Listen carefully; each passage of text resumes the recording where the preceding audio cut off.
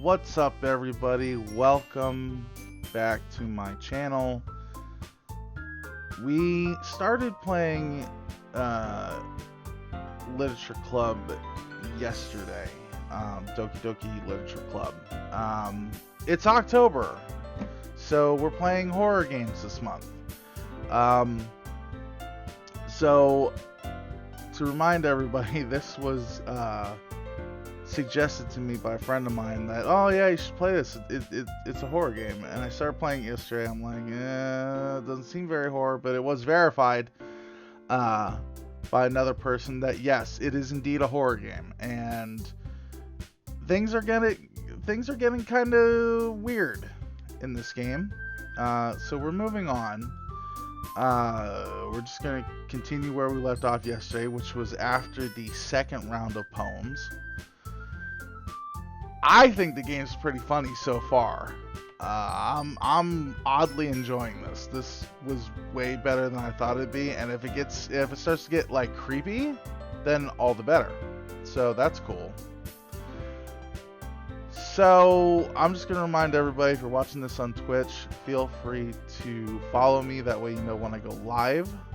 I try to go live whenever I can, but I can't get a set schedule due to my actual work schedule, so I go live when I can. If you're on YouTube and you're watching my channel, feel free to subscribe so you will know when I post new videos. I try to post new videos every chance that I can. I will post some new ones today after the stream. So let's get started. Let's continue on. Monica was talking to us after the last round of poems. So here we go. Yeah, I don't want to skip nothing. Okay, everybody. We're all done reading each other's poems, right? We have something extra planned today. So if everyone could come sit at the front of the room. Is this about the festival? Well, sort of. Ugh, do we really have to do something for the festival? It's not like we can put together anything good in just a few days. We'll just end up embarrassing ourselves instead of getting any new members. That's a concern of mine as well. I don't really do well with last-minute preparations. Don't worry so much. We're going to keep it simple, okay? We won't need much more than a few decorations. Sayori has been working on posters, and I've designed some pamphlets we can give out during the event. Okay, that's great and all, but that doesn't tell us what we're actually going to be doing for the event. Ah, sorry. I thought you heard about it already. We're going to be performing. Performing? Monica? Yeah, we're going to be having a poetry performance. Oh god. Each of us is going to choose a poem to recite during the event. But the cool part is, we're also going to let anyone else come up and recite poems too. Hey, Nibblecloud, what's going on? Welcome, welcome. I know, right? Like I'm currently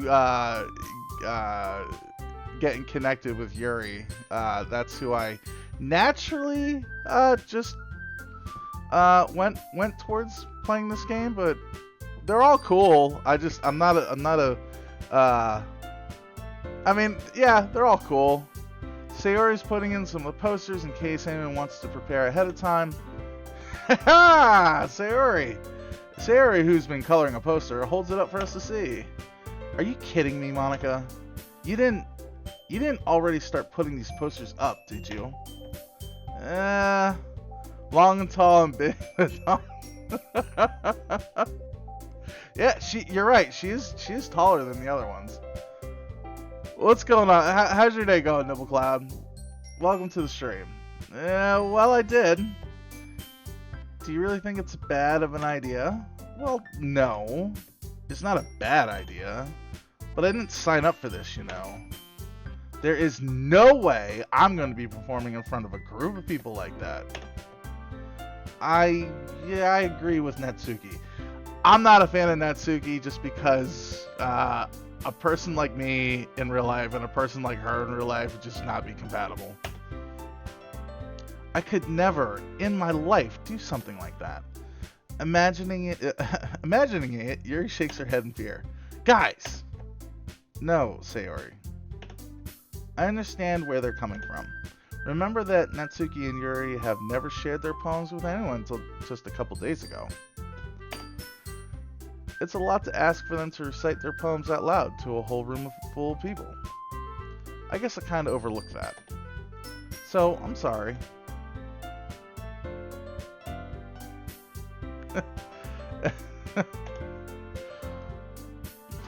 But I still think we should give it our best. We're the only ones responsible for the fate of this club.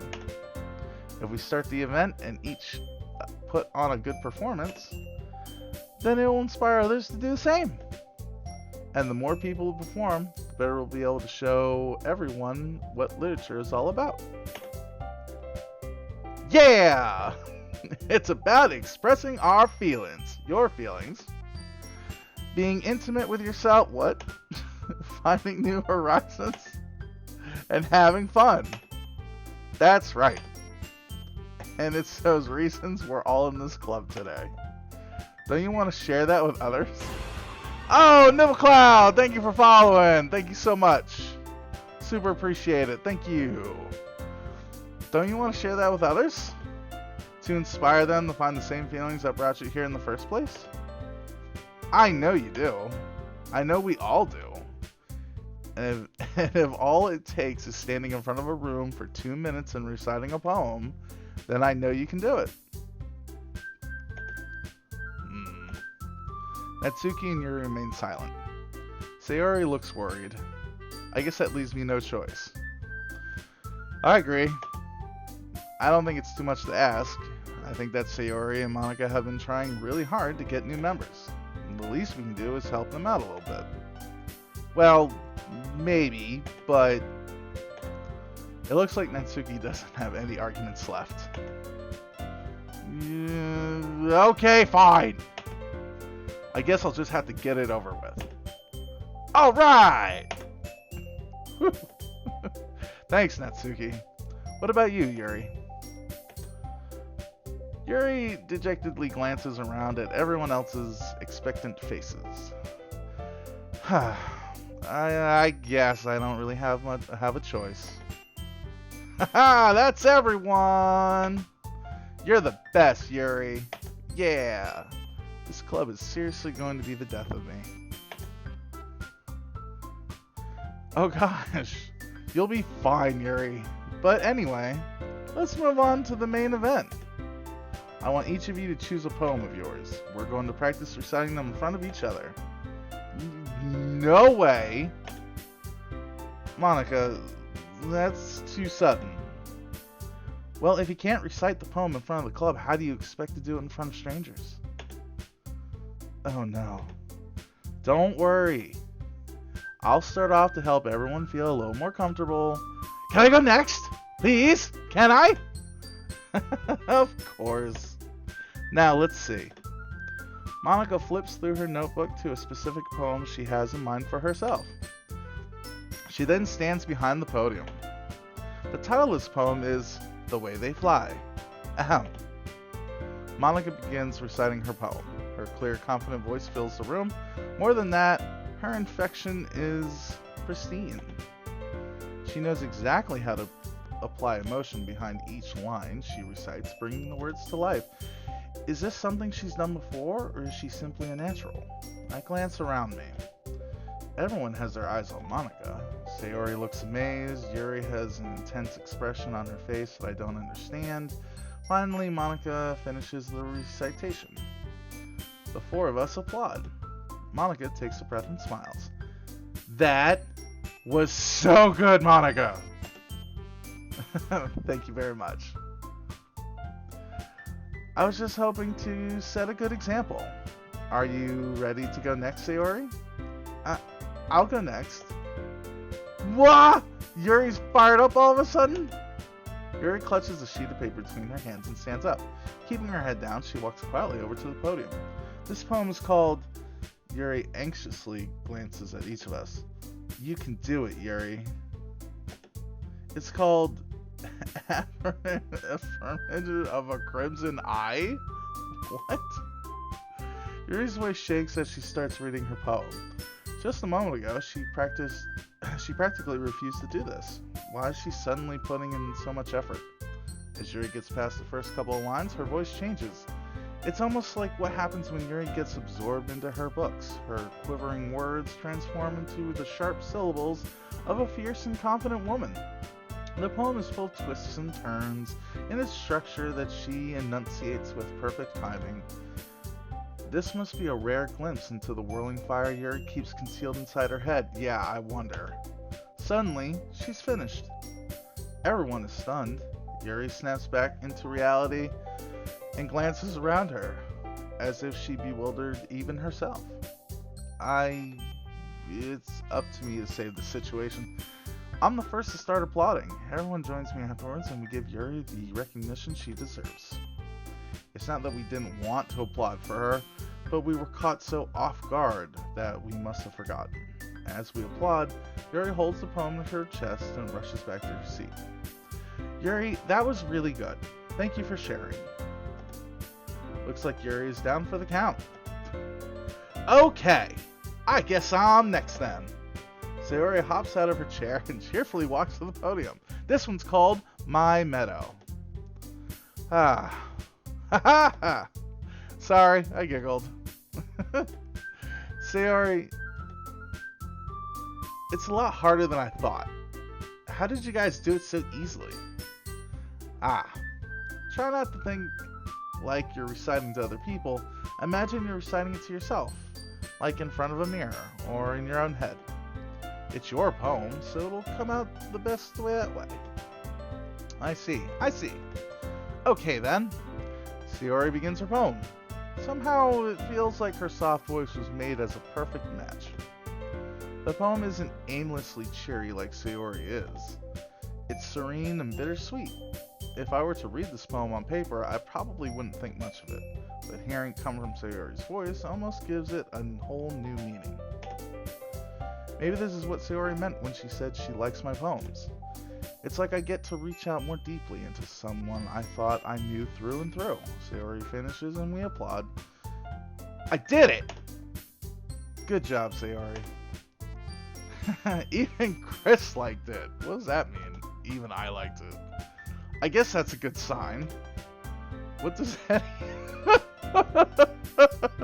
What does that even mean? I know, right? It came out nicely, Sayori. The atmosphere of the poem fits you really nicely. But it might be that other poems wouldn't work quite as well with that kind of delivery. I don't really understand.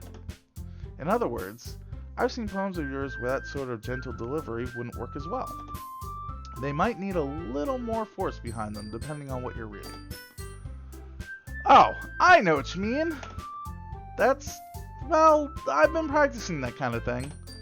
It's just embarrassing to do it in front of everyone. Then next time, I'm going to make you pick a poem that challenges you a little more. We don't have much time before the festival, you know.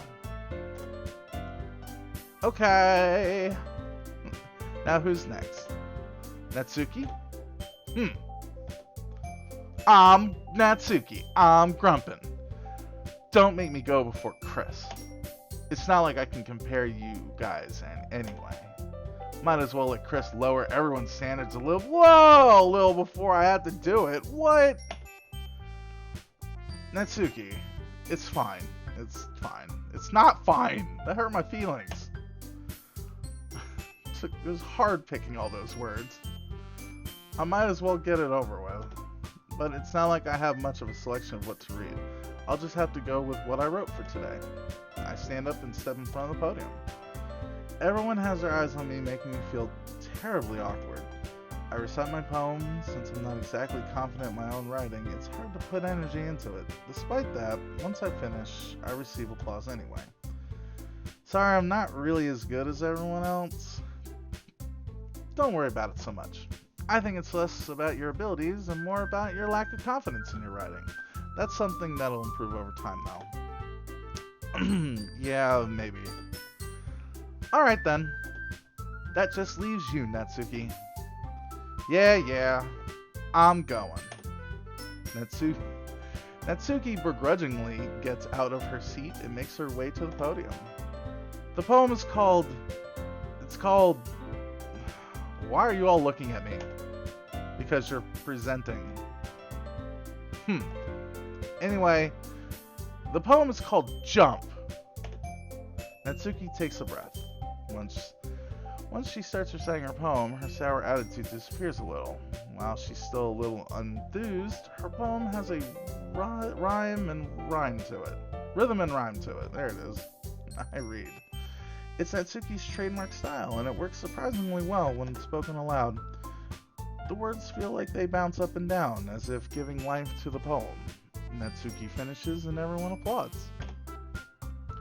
She huffs back to her seat. That wasn't so bad, was it? Easy for you to say.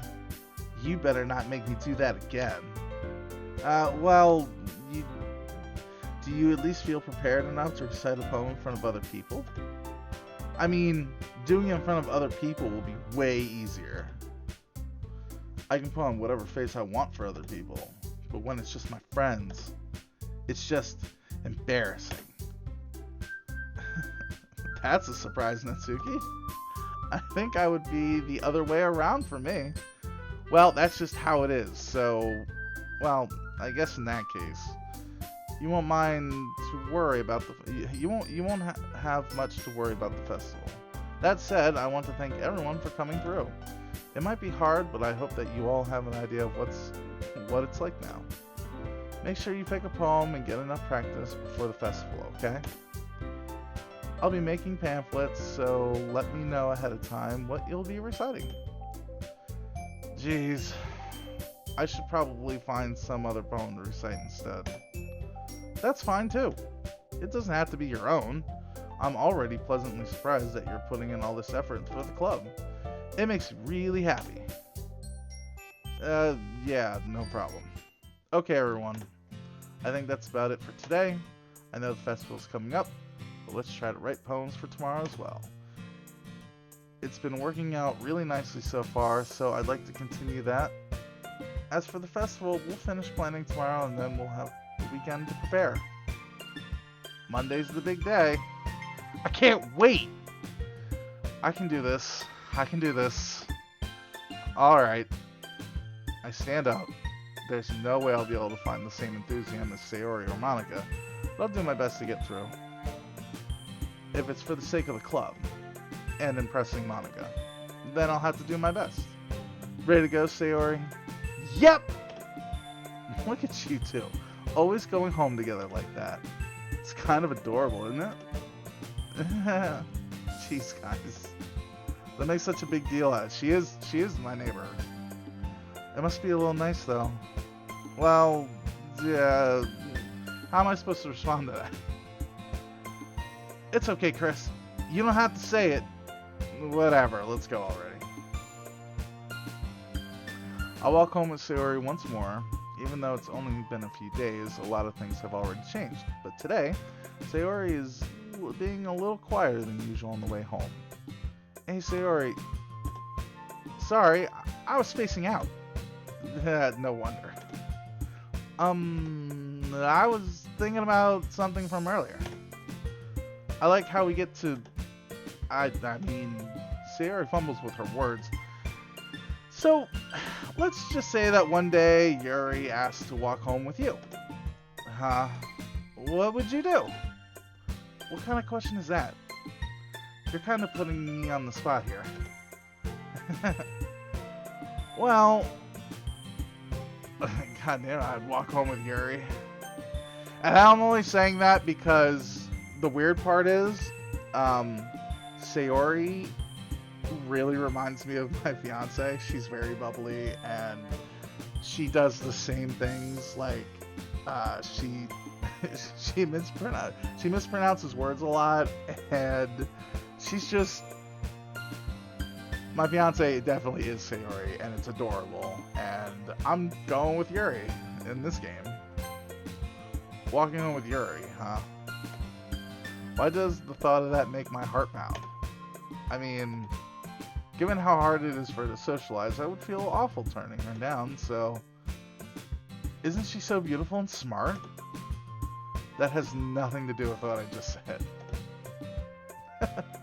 You admitted it! Jeez. There's not even any point in speculating something that's never going to happen. Well, maybe. But I just like to think about it. It's not long before you won't need me anymore, you know? Need you? Sayori, I can't figure out how you're seeing things in your head right now. Sorry. Everyone is different. Nobody in the club is a replacement for you. If you say so. The conversation trails off and I'm left feeling awkward. But it was kind of her fault for trapping me with such a weird question. I can't just lie to her, but if there's something that makes her happy, I would hate to take that away from her. That's why I said there's no point in speculating. Then again, the festival is only a few days away. Who knows what will happen at that time. Poem time! Alright, so we're thinking Yuri. So... Dark? Oh, no, oh, that's right.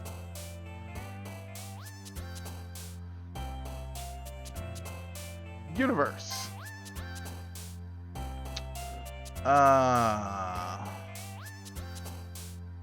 Essence. Yeah. Variance. Yeah, I'm getting the hang of this now. Still not gonna pick Sticky, though. No, maybe not Vertigo? Yeah. Uncontrollable, Marshmallows, Extraordinary. Intellectual. Got that down. Infallible. She likes those weird words. Incongruent. Totally. Effulgent.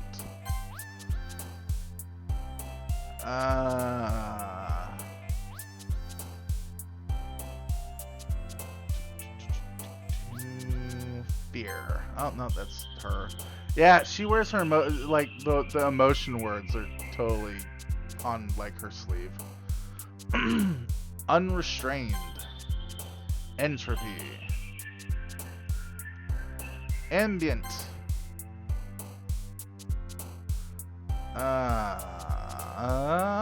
Insight?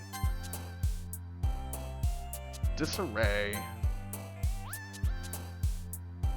Heaven sent. Yeah. After image. Unrequited. Oh, wow, wow. So that's a word for her? Okay. Boop. Unstable. Alright, so this should be fun. Let me get a drink here real quick.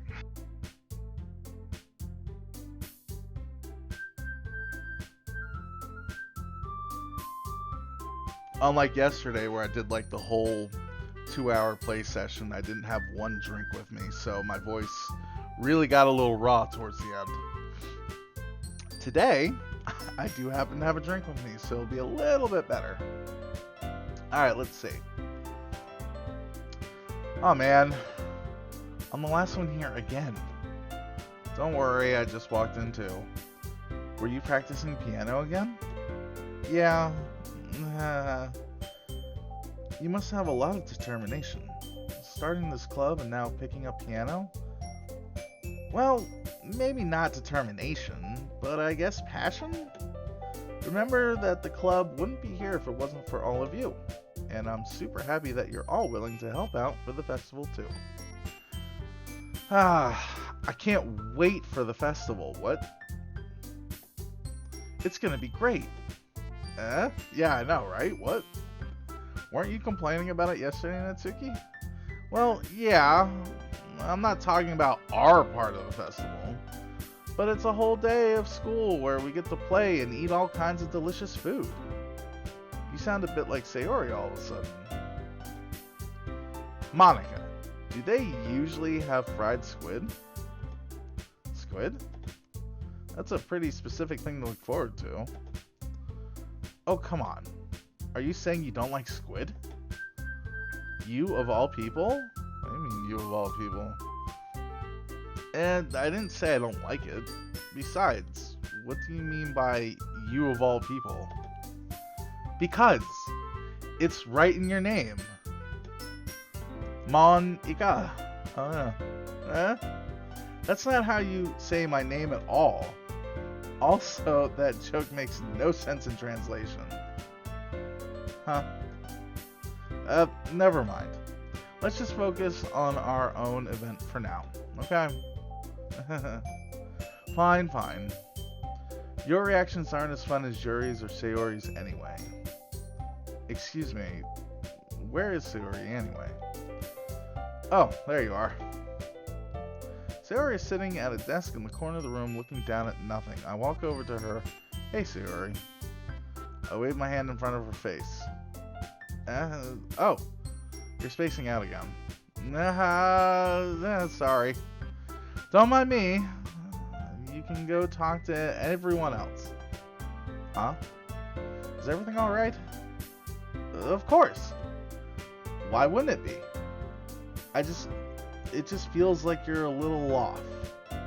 Sorry for assuming things. Jeez, you worry too much about me. I'm fine, see? Sayori shows me a big smile. Big smile. Don't let me distract you from having fun with everyone. Well, alright. If you say so. I worriedly glance at Sayori before turning back toward everyone else. But the conversation is already dispersed with everyone back to their usual activities. Maybe I should ask Monica if she's noticed anything about Sayori recently. Since they've been preparing for the festival, they must be spending a lot of time together. I timidly approach Monica, who is shuffling through some papers at her desk. Chris, what's up? Hey, this might sound a little strange, but have you noticed anything up with Sayori recently? Anything up with her? In what way do you mean? Maybe I'm reading into it a little too much, but she seems a bit downcast today. Oh? You think so? I can't say I've noticed anything about her. Monica peers across the room at Sayori, who is idly dragging a rubber eraser up and down her desk. Maybe there is something on her mind. But I'm surprised I'm not the one asking you, Chris. You certainly know her a lot better than I do. Yeah, but she's never really like this. She's always talked to me about things that bother her. But this time when I asked her, she was really dismissive. Sorry, I know it's not your problem. I just wanted to ask if you knew anything, so I'll drop it now. No. It's important to me too. I mean, I'm also friends with her, and I also care about the well-being of my club members, you know. Maybe I'll try talking to her myself. Are you sure about that? She seemed like she wanted to be left alone. Are you sure? Maybe she just had a hard time bringing it up with the person with the person of interest. Person of interest? What do you mean by that? I'm saying that maybe the thing on her mind is you, Chris, you big dummy dumb. Me? How on earth would you come to that conclusion? Well, I probably shouldn't say too much, but Sayori talks about you more than anything else, you know. She's been so much happier ever since you joined the club. It's like an extra light was turned on inside of her. What? No way. Sayori is always like that. She's always been full of sunshine. It's not any different than it always has been. You're so funny, Chris. Have you thought that maybe you've always seen her as so cheerful because that's just how she is when she's around you? I gotcha. I said too much. I'm sorry. What do I know anyway? I didn't mean to jump to conclusions so you could just forget about what I said. I'll try to talk to her, so try not to think about it for now. Alright. Monica smiles meaningfully. I know she said to forget about it, but I already know I won't be able to get her words out of my head. Monica stands up from her desk and walks across the room to where Sayori is sitting. I watch her kneel down next to Sayori and gently talk to her. But she's keeping her voice so quiet I can't hear her from here. I sigh and sit down myself. I know Sayori told me not to worry about her, but I have fun and to have fun with everyone else. But that's impossible to do when she's behaving like this.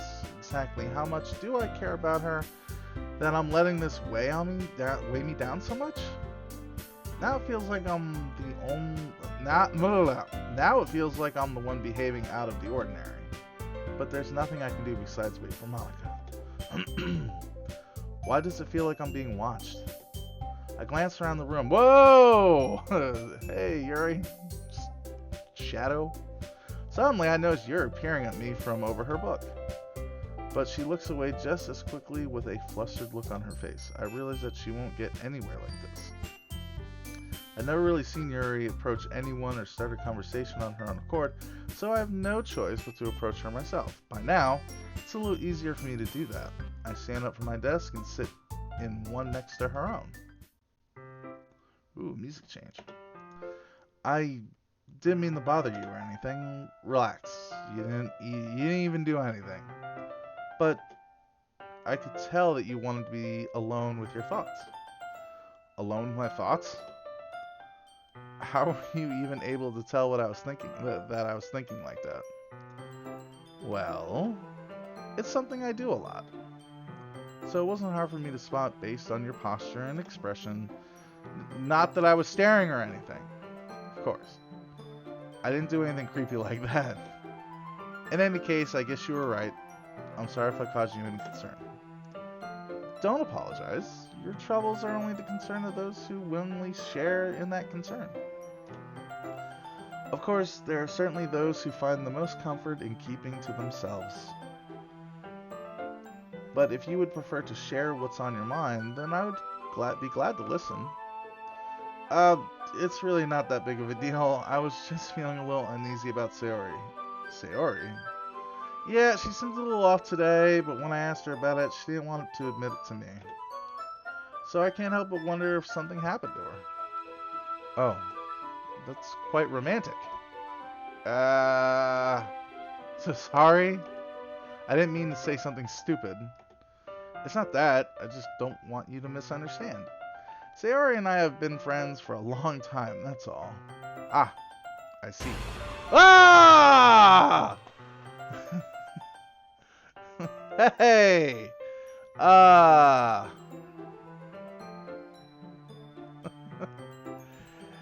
are ya? Welcome, and thank you so much for the follow. I appreciate it. Justin Monica?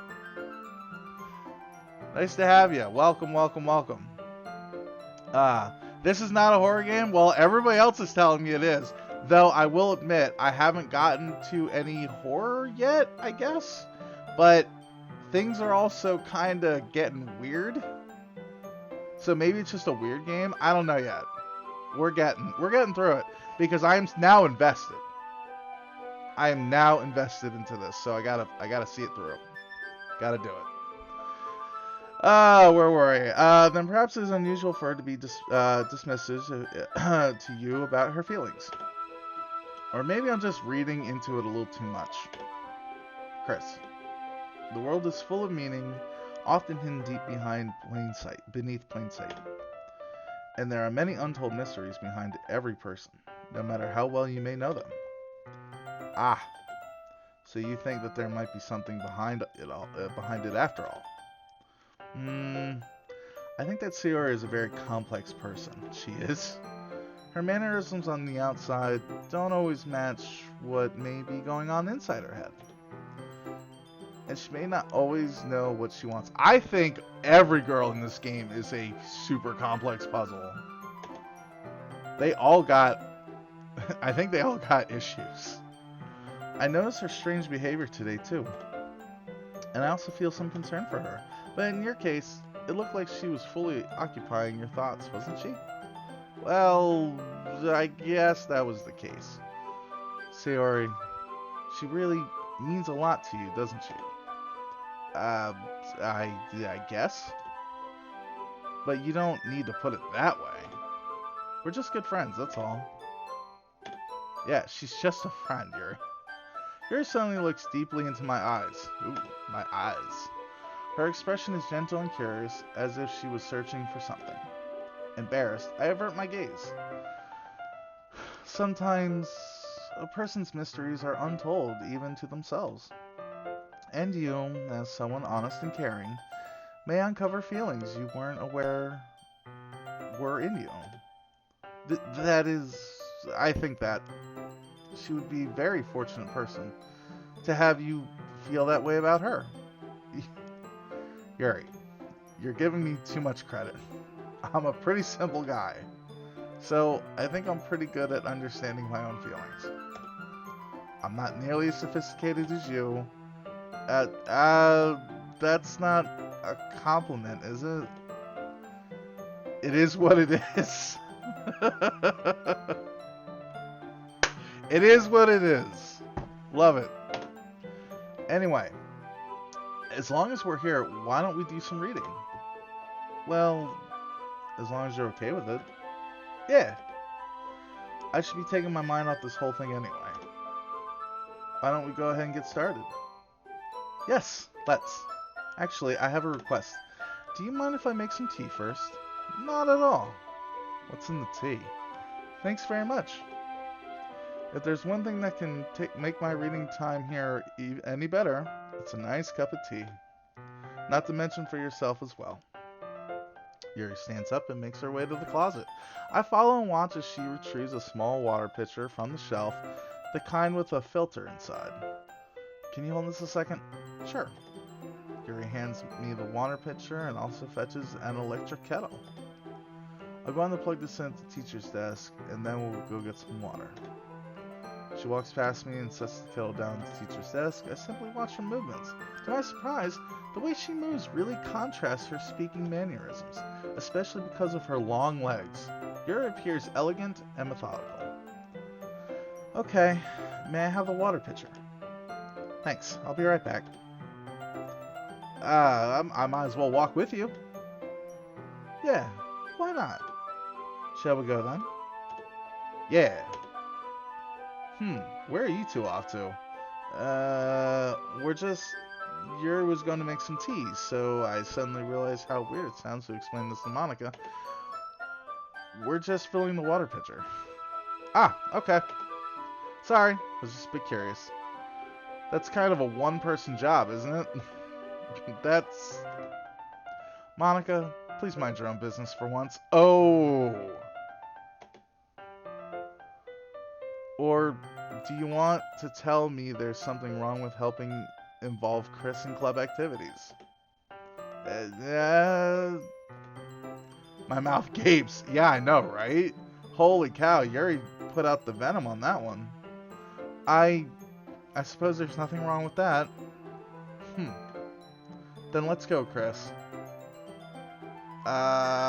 Yuri quickly exits the room and I follow. Damn, Yuri. Retract those claws. Once in the hallway, she suddenly puts her forehead against the wall. I spoke without thinking. How could I say something like that? Yuri. Something about the way she said that, it made me feel so irritated. What's wrong with me? No, Yuri, stop. I think you did the right thing. I wasn't expecting it, but it's also not right for Monica to judge people like that. Chris, how come even when I do something bad, you're being nice to me? Because nothing that you do is as bad as you make it seem in your head? Nobody's perfect. We have emotions. We can't always hide them away. But you always amplify things in your head. Your mind turns a light rain shower into a hurricane. No. Why wouldn't you hate me for something as terrible as that? Why would I hate you? I can't hate someone for having emotions. What kind of friend would do that? Friend, you say? Uh, um, Yuri lifts her head. Chris, I really like being friends with you. Uh-huh. Thanks, Yuri. I like being friends with you too. Yeah, we're friends. It's cool. Friends just talking together alone in the hallway, getting water. I feel kind of awkward saying something like that, but I'm doing my best to help Yuri feel better. Anyway, yeah. Shall we go? Yeah, let's go. Yuri and I walk to the nearest water fountain. Once we fill up the water pitcher, we return to the classroom. Chris, do you like oolong tea? Yeah. Anything's fine. Very well. In real life, I hate tea. I do not like tea at all. Yuri sets the temperature on the kettle to 200 degrees. Now it's time to set the teapot. You really do this properly, don't you? Of course. I shouldn't do any less when I'm making tea for others. Even if I'm not an expert on tea or anything? In that case, you'll only be more impressed. Ah, perhaps I will. Yuri fetches the teapot and begins measuring the tea leaves.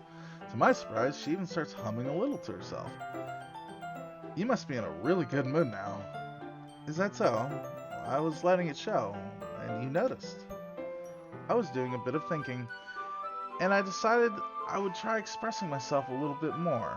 It turns out it's not very hard for me to do when it's you who's around anyway. Ah, that's great, Yuri. Just don't push yourself too much. Yeah, don't express yourself too much. Keep that bottle deep down in. You're always worrying about me, Chris. It's very endearing. Yuri wasn't kidding. I don't even know if I can keep up with this. I watched Yuri pour a cup of tea for each of us. Chris, I have another request. Do you mind if we sit on the floor today? The floor? Why's that? It's a little bit easier on my back. I can read with my back against the wall rather than bending over at my desk. Ah, sorry, I didn't realize. No worries. I just have back pain fairly regularly, and I do my best to manage it. Yeah, I wonder why you got back pain. Is that so? I wonder why that is. I wonder why that is. It's most likely because of your posture, right? Always hunched over like that while reading? Yes! I have terrible reading posture. So that's why we should sit on the floor. Fair enough. I'll go ahead and get the book. I retrieved the book from my bag. Ah, I have some chocolate as well. It's a bag of small chocolate candies that I kept hidden from Sayori's candy radar. I take it since it will go well with my tea. Yuri and I then sit against the wall, teacups at our sides. As if in sync, we assumed the same reading posture as last time, each holding one half of the book, except this time, our bodies are even closer to each other. I can't see too well. Yuri slides closer until our shoulders are touching. Ooh. How am I supposed to focus on reading like this? I don't think it's about reading, dude. Yuri was always kind of cute, but when she's being less apprehensive, it's almost more than I can handle. Your teacup. Yuri hands me my teacup. Holding with my hand that's not holding the book, I end up in a position that makes it even harder to focus, because now I need to worry about making sure I don't accidentally touch her chest. Meanwhile, Yuri hasn't noticed a single thing. She wears her intense reading expression. I can only presume the world around her has faded away. I use all of my willpower to focus on reading. After a few minutes, I finally manage to relax a little. I put the teacup between my legs and fumble with the chocolate wrapper. Ah, sorry. I briefly let go of the book to finish opening the wrapper. You can have as much as you want. Ah, that's okay. I won't take any. Are you sure? Well, if I touch it, then it might get smudges on the pages. Ah, you're right. I didn't even think about that. My bad. No need to apologize. I'll hold the book, okay? Are you sure? Of course. Yuri opened the book with both hands. She holds it so that I don't have any harder of a time reading from it. But as a result, her left arm is practically resting on top of my leg. Well, in that case, Yuri is already totally focused on reading again. I take a chocolate candy and pop it in my mouth. Then, I take another chocolate, and I hold it up to Yuri. She doesn't even look away from the book. She simply parts her lips as if the situation was completely natural. Okay. But that means I can't stop there. I apprehensively place the chocolate in her mouth, and just like that, Yuri closes her lips over it. Yuri's expression suddenly breaks. Did I just... Yuri looks at me like she needs to confirm what just happened. Yeah, dude, you put a piece of chocolate in her mouth. Chris, so sorry. Sorry! I guess I shouldn't have done that. Well, you were just helping. That's something that friends do. Right? I mean, not really in this kind of context, but yeah, sure. Why not? That's all it was. Yeah, then you don't need to stop or anything. I see. The situation has gotten really tense. Yuri tries to return to the book, but I can tell just by her expression that even she can't focus now. My heart is pounding.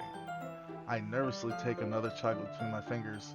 But this time, Yuri's eyes meet mine. How did it even come to this? Yuri doesn't avert her gaze. I notice her chest rising and falling to the rhythm of her breaths. I raise my arm. Like before, Yuri parts her lips. But it's different this time. I take the chocolate and place it in her mouth. I feel her hot breath on my fingers. Jesus, okay, everyone!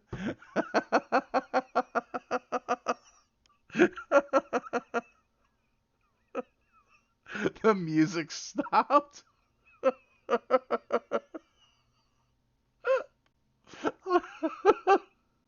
Oh my god, this game is so hilarious. I love it. I love it. Get another drink here.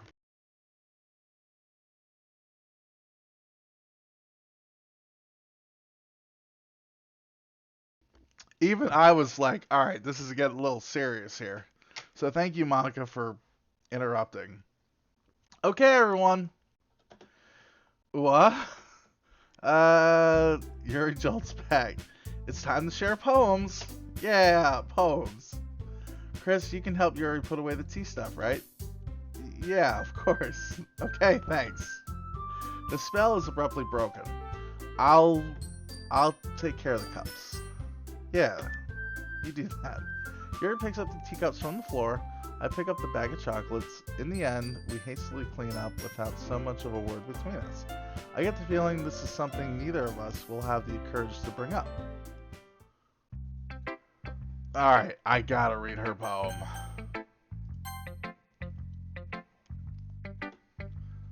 Chris, your writing has only improved in these last few days. Every poem you show me has been nothing short of spectacular. I can really feel the emotions. I'm a little envious even.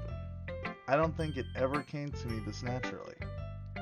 Yuri, that's the wrong way to put it. This never did come naturally to me, but I've been able to improve so much thanks to you. You're really the example I was chasing after. Is that so? Yuri gently smiles to herself. This feeling, I'm so glad I got the chance to share my writing.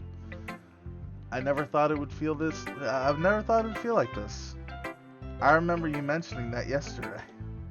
I can't believe that you're so good at something and you've never even shared it with anyone. It's kind of a shame. Maybe, but it's not like I really had a choice. What do you mean? Well, Yuri smiles sadly. Chris, during lunchtime, I eat by myself. Did you know that? It's a great time to spend a quiet spot and do some reading. In fact, I always have some books with me. You could say I really enjoy reading. Well, that's one way to put it anyway. But books are so full of amazing and inspiring people you want to fall in love with, or people you just know would make a really good friend. Cheerful people who always put a smile on your face, or deep thinkers and problem solvers who discover the mysteries of life. So when you look at it that way, I'm surrounded by friends every day. You know? And those friends don't laugh at me. Who laughs at you? Who hurt you? Shame on them. That's bad. No one should laugh at you. They don't tease me for spacing out all the time. You don't really space out that much. That's Sayori's thing. They don't make fun of my body type. Again, what's to make fun of? And they don't hate me for acting like a know-it-all. People say that about you? I'm not a know-it-all, Chris. It's the opposite. I don't know anything. I don't know how to talk to people. I don't know how to make people see me as normal. I don't even know how to make myself happy. I have all these feelings, and all I can do with them is read and write, and it wasn't until now that I started sharing it with you that I really understood what was missing all this time. But I haven't done anything right. No, that's wrong. Just being patient and respectful, that's really important to me. I know I'm a difficult person, Chris. I speak too slowly. I second guess myself all the time. I read too deeply into things. But every time, you've always treated me just like anyone else. It's so rare that I feel comfortable with myself when I talk to others. But that's why every time I talk to you, I just feel really happy. I see. Well, I treat you like you deserve to be treated, Yuri. And if other people don't see it that way, well then screw them. Yeah, they can fuck right off. I mean, I joined this club hoping I would make friends, and I would say I had at least one success. Wouldn't you? If you put it that way. Yeah. We really are friends now, aren't we? Yuri puts her head in her hands. But this time she's smiling as she does it. Do you want to show me your poem? Yeah, I do. Well, let me get it for you. Beach. Okay. A marvel millions of years in the making, where the womb of Earth chastically meets the surface. Under a clear blue sky, an expansive bliss. But beneath gray rolling clouds, an endless enigma. The earliest world to get lost in is one where everything can be found. Alright. One can only build a sandcastle where the sand is wet. But where the sand is wet, the tide comes. Will it gently lick at your foundations until you give in? Or will a sudden wave send you crashing down in the blink of an eye? Either way, the outcome is the same. Yet, we still build sandcastles. God, I hope we're talking about sandcastles. I stand where the foam wraps around my ankles, where my toes squish in the sand. The salty air is therapeutic. The breeze is gentle, yet powerful. I sink my toes into the ultimate boundary line, tempted by the foamy tendrils. Turn back, and I abandon my peace to erode at the shore. Drift forward, and I will return to Earth forevermore. Huh. Well, that poem wasn't as weird as yesterday's, but okay. That's cool. That's nice. I'm aware that the beach is kind of an inane thing to write about, but I did my best to take a metaphorical approach to it. You say that like you didn't even want to write about it. Oh, you haven't heard? After yesterday, Natsuki and I, well, it was amusing that we wrote about something similar in such different ways. So Natsuki wanted us to write more about the same topic as each other. So she wrote about the beach today. I suppose to better compare the differences in our writing styles or thought processes. Anyway, it was her idea. Knowing her, it's no surprise that she'd want to do something like that. She probably just wants to show off. It's not like I have a particular interest in her writing style. I just went with her request. But, well, I suppose it's not so bad to write about something simple on occasion. It can be refreshing, you know? It's good for me to calm my thoughts once in a while. Yeah, I think I agree. Thanks for sharing. Alright, who next? At this point, I think Natsuki is a good choice. I want to see from what Yuri said. Let's move to Natsuki. Meh. I guess you really haven't learned anything after all. Honestly, I don't know why I got my hopes up in the first place. What? I didn't think this one was that bad. What did I do wrong? Poems don't need to be all deep sounding and express something. It's going to just sound like you forcing it, unless you really don't suck at it. Honestly, don't bother trying to write poems like this until you're on Yuri's level. Natsuki stops short all of a sudden. Don't tell me. You're not just trying to impress Yuri, are you? What are you talking about? And keep your voice down. You know Yuri would love this angsty. Just because she's a talented writer doesn't mean. Ooh. Looks like I'm in trouble. I somehow struck a nerve, though what I did is beyond me. I am so done with you. Natsuki shoves the poem I handed her back over to me. Take your stupid poem. If you wrote it for someone else, just don't show it to me. Ouch. This is what I get for letting a younger girl step into my business. Unless I was a mind reader, I was destined to be in a world of pain from the start. At least Natsuki wasn't really the girl I was trying to impress in the first place. Oh! Damn, I didn't even get to read her poem? Shit! That sucks. Alright, well, let's go to Sayori. Let's see what's going on with her today. It's nice, I guess. Come on, I can already tell you don't like it. Well, you don't need to worry about what I think. After all, you wrote this for someone else, didn't you? Probably Yuri. I didn't write this for anyone specifically. Maybe. That's not really what I meant, though. But it's okay. You're making new friends, just like I was hoping. That makes me really happy. And you're happy too, right? Right? In this club? Well, of course I am. Good. That's all that matters to me. Thank you, Chris. Sayori, is there something wrong? Huh? No, nothing. I'm just a little tired today. Alright. Just tell me if you need anything. I will. Don't worry about me, okay? You can go play with everyone else now. If you insist. Yay! I'm gonna go home a little bit early today. Sayori, tell Monica I wasn't feeling well, okay? I'll see you tomorrow. Before I can say anything else, Sarah cheerfully walks out of the classroom humming to herself. Wow, I didn't get to read her poem either? What?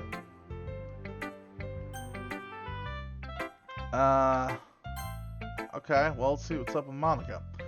Hi, Chris. Have you thought about what you want to submit to perform at the festival? Well, being in this club is one thing, but performing in front of a bunch of people, I'll have to give it some more thought. Okay, no pressure. But whatever you do, I'm sure it'll turn out great. It would also make me happy to see. Anyway, let's take a look at let's take a look at today's poem. Sure. I'll let Monica take the poem I'm holding in my hands. This one's good. It feels like you're not only getting more comfortable with your style, but the imagery is better than the last one I read.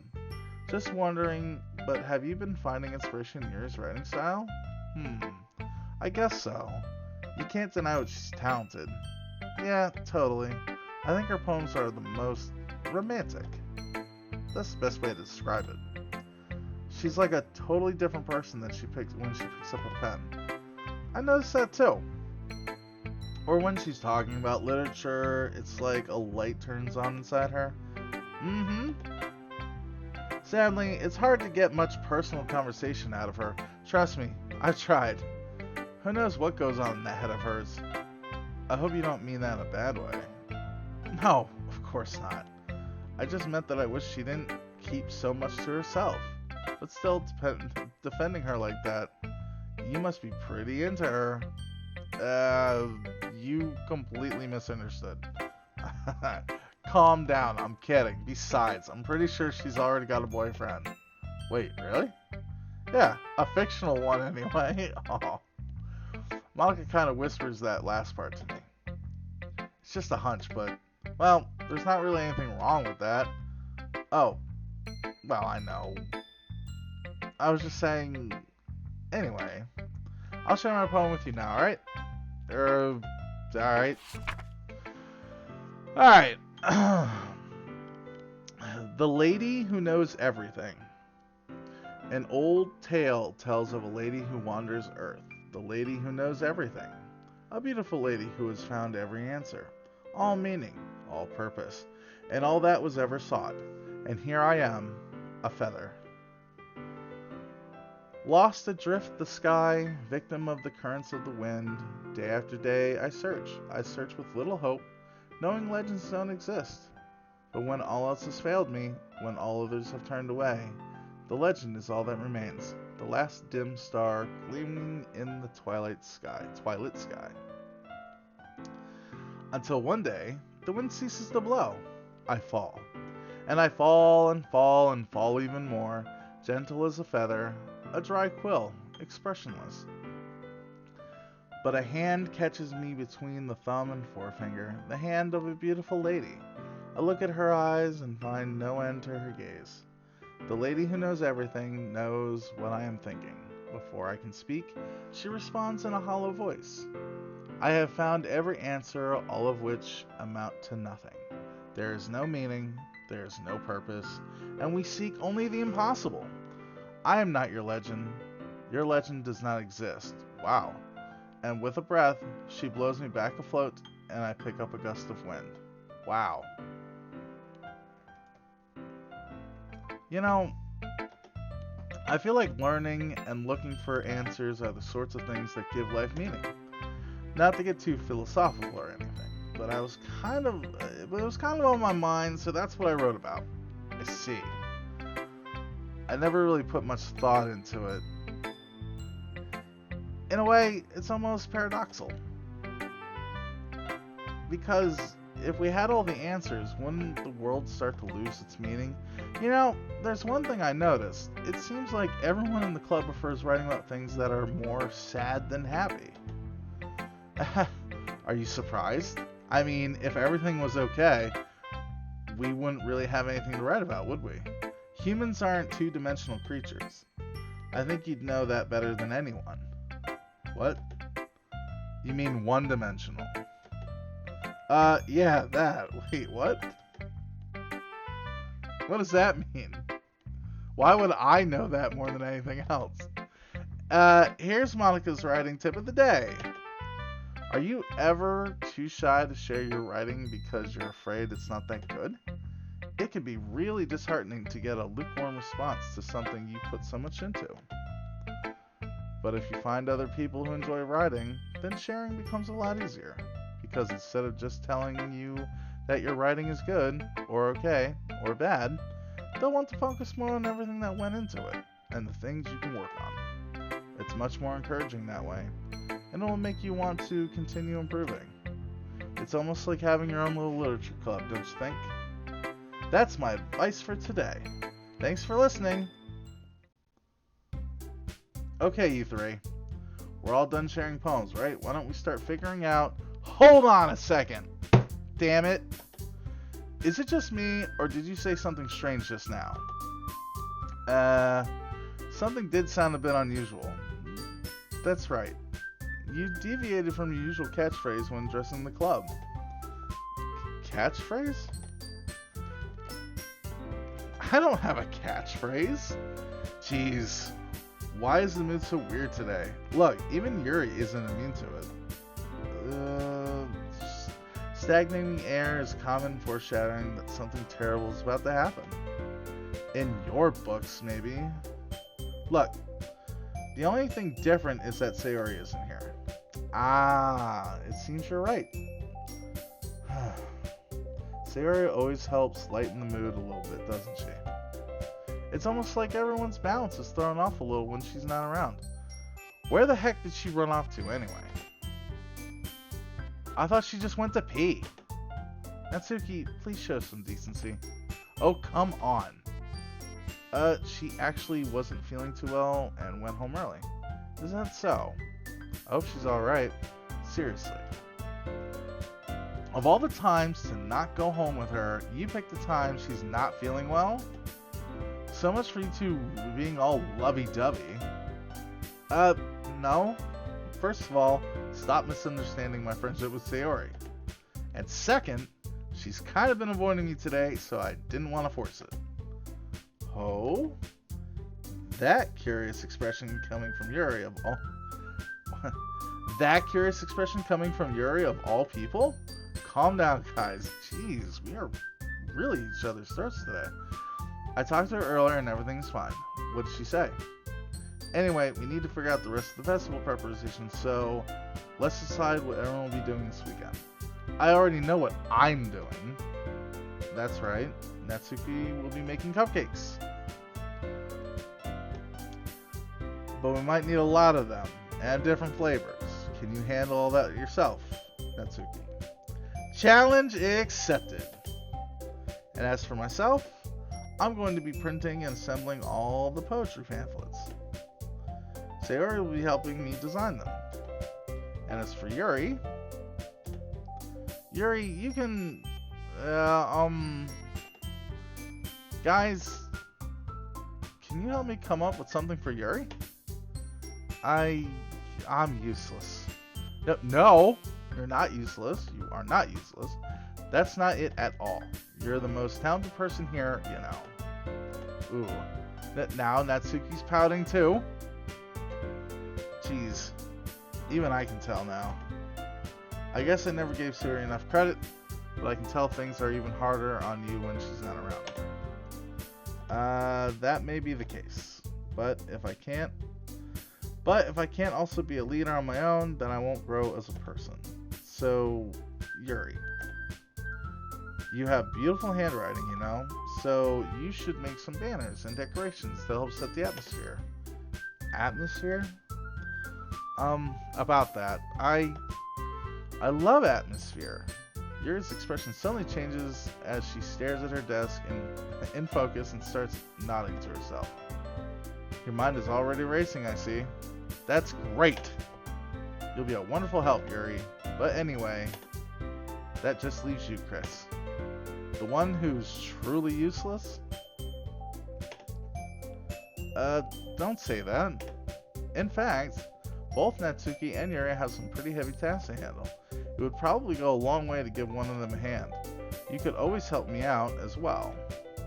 It would be really appreciative. I would be really appreciative of that. Is Monica suggesting I spend the weekend with one of my club members? How on earth are they going to respond to a suggestion like that? I suppose I wouldn't mind a bit of help. Well, even if you don't know how to bake, there's always some dirty work I could give to you. It's not like Monica's going to give me a choice, and you shouldn't be sitting on your butt anyway. Natsuki tries to mumble a bunch of excuses like that. If I recall, Natsuki, you mentioned that you would like to handle the baking on your own? Chris may not like to be around if you only make him out to be a nuisance. So therefore, he may be more suited to assisting with the decorations. Hold on, I never said that. How hard could it be to make a few decorations anyway? Sounds more like you're just making excuses for Chris to... What are you saying? It'll be extremely meticulous work. And baking isn't? Just what do you think? Guys, settle. Let's settle down for a moment. In the end, I think it's up to Chris to decide how he'd like to contribute. Besides, he hasn't really gotten the chance to spend any time with me yet, you know? That's true. So I'm sure he's interested in... You literally just said, I'm surprised as well? Sorry. I was just saying though, jeez. Can we just settle this already? Yeah. Chris, you're okay with this, right? In the end, it's up to you. I don't want to choose. Of course. Hmm. Very well. In that case, everyone looks straight at me. I don't want to choose. Oh man, this sucks. Um.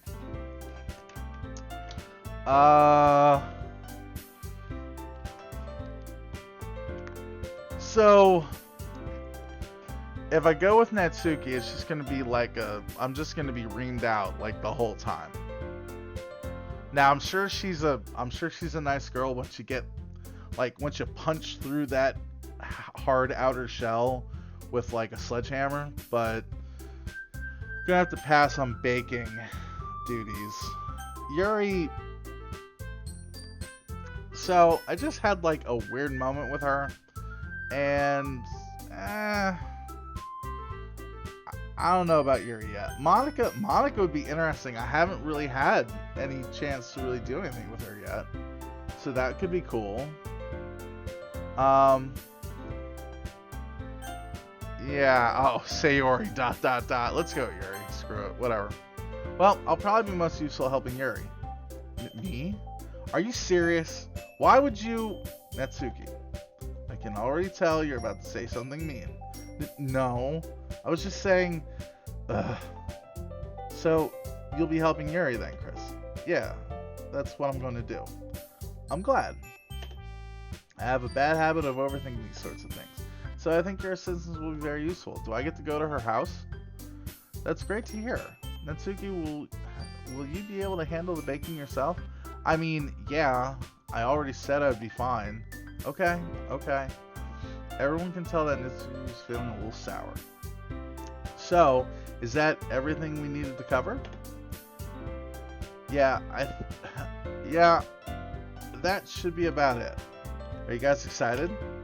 Well, excited may not be the right word, but I suppose I'm looking forward to it a little bit. Do you feel the same way, Chris? Me? I guess you could say I'm interested in seeing how it'll turn out. That's good enough for me. What about you, Natsuki? Natsuki! What? Why is everyone yelling at me? I didn't even do anything. No, that's not what I meant at all. Yuri anxiously glares between everyone in the room. I'm sorry for this. I don't really know why Chris picked me. And also, your cupcakes are the best cupcakes I've ever had. They go really well with my tea. And nothing that I do for the event will compare to that. So I get it. Kind of surprised though. But why?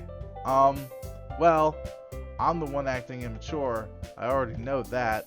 But you're trying to cheer me up all of a sudden. I know I'm not very good at it. I'm sorry if I said anything bad. Natsuki isn't the only one surprised.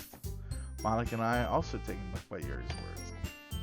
When she already has trouble with words, trying to cheer someone up must be far out of her own comfort zone. But I begin to understand. Yuri was trying to sound like Sayori.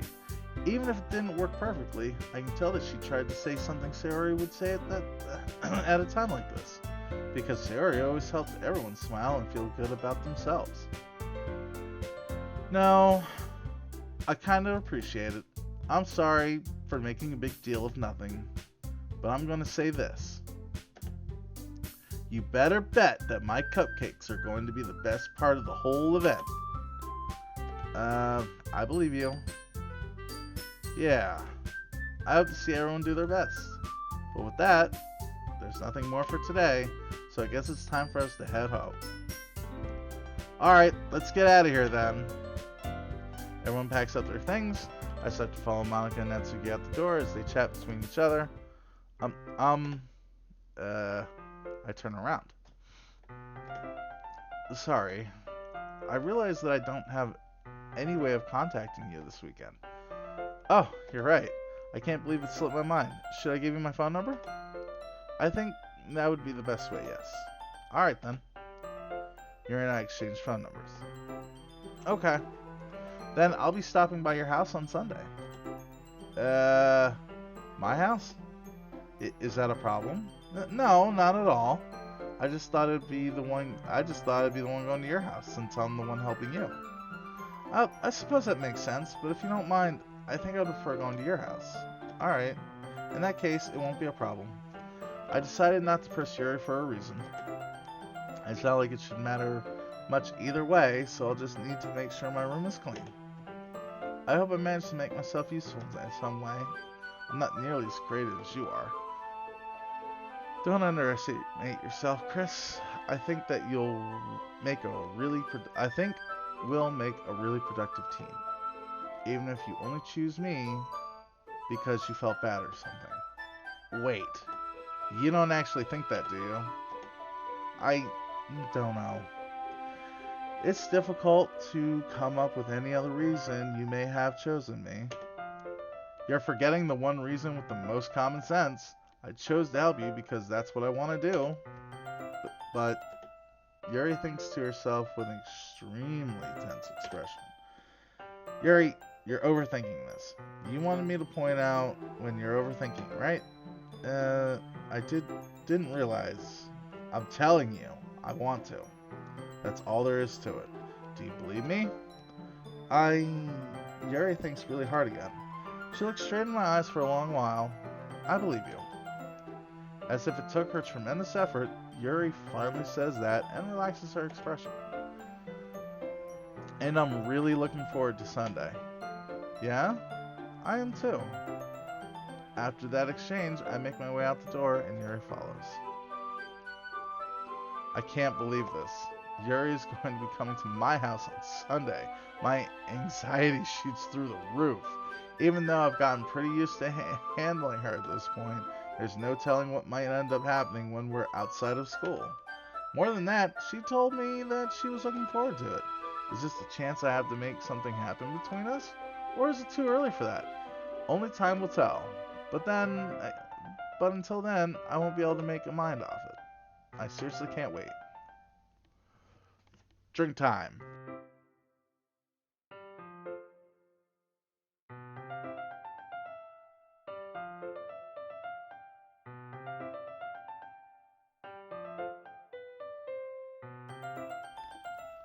It's already Sunday. I've been getting increasingly anxious about Yuri's upcoming visit. I keep telling myself there's no reason to be nervous, but it doesn't help much. Yuri is clearly an introvert and also an intimate person in general. There's no doubt that she'll open up a little bit when it's just the two of us. Meanwhile, we've been texting occasionally. She is extremely apprehensive at first, but it wasn't long before I was already learning more about her. But putting Yuri aside, I haven't heard a thing from Sayori since I left club early the other day. It's not like we text each other all the time or anything, but I've been worried about her in the back of my mind. Between what Sayori said and what Monica said, is it really okay for me to put Sayori's feelings aside when she might need me? I decide to visit Sayori before Yuri comes over. Rather than asking, I simply tell her I'm coming over, much like we've done in the past. Once I reach Sayori's house, I knock on the door before entering it myself. Why, you just let yourself in? Again, we used to play so often that we've made it a habit of simply entering each other's houses like we were family. The house is quiet. Sayori isn't anywhere on the first floor, so I assume she's up in her room. It's already strange of her not to run down to greet me. I head up to her bedroom where I finally find her. Sayori? Hi, Chris. I sit down in her room. Sayori forces a smile, but it's easy to tell she's different. There's a minute of silence between us. You haven't come over like this in a long time, have you? I guess you're right. It has been a long time. Not much has really changed, has it? Sayori's room is as messy as it's always been. I also recognize the same stuffed animals and wall decorations that she's had for years now. If you came over more often, it wouldn't be such a mess. That's because I end up cleaning it for you. How come you suddenly wanted to come over today? Aren't you supposed to see Yuri today? Yeah, but... Wait, how do you know about that? Sayori had already left by the time we decided that last meeting. Monica told me. It's only natural for her to keep me informed about the festival preparations, right? That's true. But what about you? Aren't you going to be helping Monica today? Of course. But I'm just helping her online. We didn't plan to meet up or anything. Ah, so it's just me and Yuri then. Yep. There's more silence between us. Sayori stares at a random direction. Everything about her behavior is really uncharacteristic. I finally get to the point. I just wanted to see how you were doing. After you left on Friday, when something's wrong, you can't hide it from me. I know you too well. So, Sayori smiles, shaking her head. That's no good, Chris. Huh? Why can't it just be like it's always been? This is all my fault. If I didn't get so weak and accidentally express my feelings, if I didn't make that stupid mistake, then you wouldn't have been worried about me at all. You wouldn't have come here. You wouldn't have even been thinking about me right now. But this is just my punishment, isn't it? I'm getting punished for being so selfish. Whoa, whoa, what? Dial it back. I think that's why the world decided to have you come over today. It just wants to torture me. Sayori. I grabbed Sayori by the shoulders. What on earth are you saying? Are you listening to yourself right now? I know something happened to you. There's no other explanation for you to be like this, so tell me already. Until I know, I won't be able to stop thinking about it. Sayori gives me an empty smile. You really put me in a trap, Chris. But you're wrong. Nothing happened to me. I've always been like this. You're just seeing it for the first time. Oh, so she dropped her happiness around me. This is how she always is? This is like normal her? Seeing what? What are you talking about, Sayori? You're really just going to make me say it, aren't you, Chris? I guess I have no choice this time. The thing is, I've really had I've had really bad depression my whole life. Did you know that? Why do you think I'm late to school every day? Because most days, I can't even find a reason to get out of bed. What reason is there to do anything when I fully know how worthless I am? Why go to school? Why eat? Why make friends? Why make other people put their energy in caring to waste by having them spend it on me? That's what it feels like. And that's why I just want to make everyone happy. Without anyone worrying about me. I'm in shock. Yeah, I mean, I can't say I didn't kind of see this coming, but it's weird still. I'm in shock. I can't even figure out how to respond. How's it possible Sarah kept this from me this entire time that I've known her? Did she really want so badly for me to just not think about her? Why, Sayori? Why is it that you've never told me about this? It almost feels like I've been betrayed as your close friend. Maybe not say that. Because if I knew, I would have done everything I could to support you. Even if there's only so much I could do. I would have tried a little bit harder to make every day a little bit better for you. That's why I'm your friend. All you had to do was tell me. You don't understand at all, Chris. Why do you think I didn't tell you? Because if I told you, then you would have to waste effort caring about me instead of doing important things. I don't want to be cared about. It's bittersweet when people try to care about me. It feels nice sometimes, but it also feels like a bat being swung against my head. What? Wow. That's why I wanted so badly for you to make friends with everyone else. Helping everyone be happy together is the best thing for me. But then I discovered something else too. Seeing you make friends and get closer with everyone in the club, it feels like a spear going through my head. So that's why I decided the world just wants to torture me. Every path leads to nothing but hurt. You're right that I don't understand. I don't understand your feelings at all, Sayori, but I don't need to understand. Whatever it takes for me to help you stop hurting, that's what I'll do. No, Chris, there's nothing. Nothing at all. The only thing that could have helped is if everything could be like it always was. But I was selfish. I finally showed you what a horrible person I am. Tears streaked down Sayori's face. I made you join the literature club because I was selfish, and I was punished by my heart hurting in a way that I couldn't understand. And now, you came here, and I made you hurt too. I'm just weak and selfish, that's all I am. And that's why I'm going to accept these punishments, because I deserve every last one.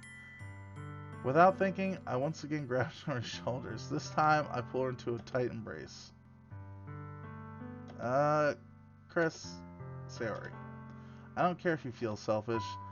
I'm really happy that you convinced me to join the club. Seeing you every day makes it worthwhile enough.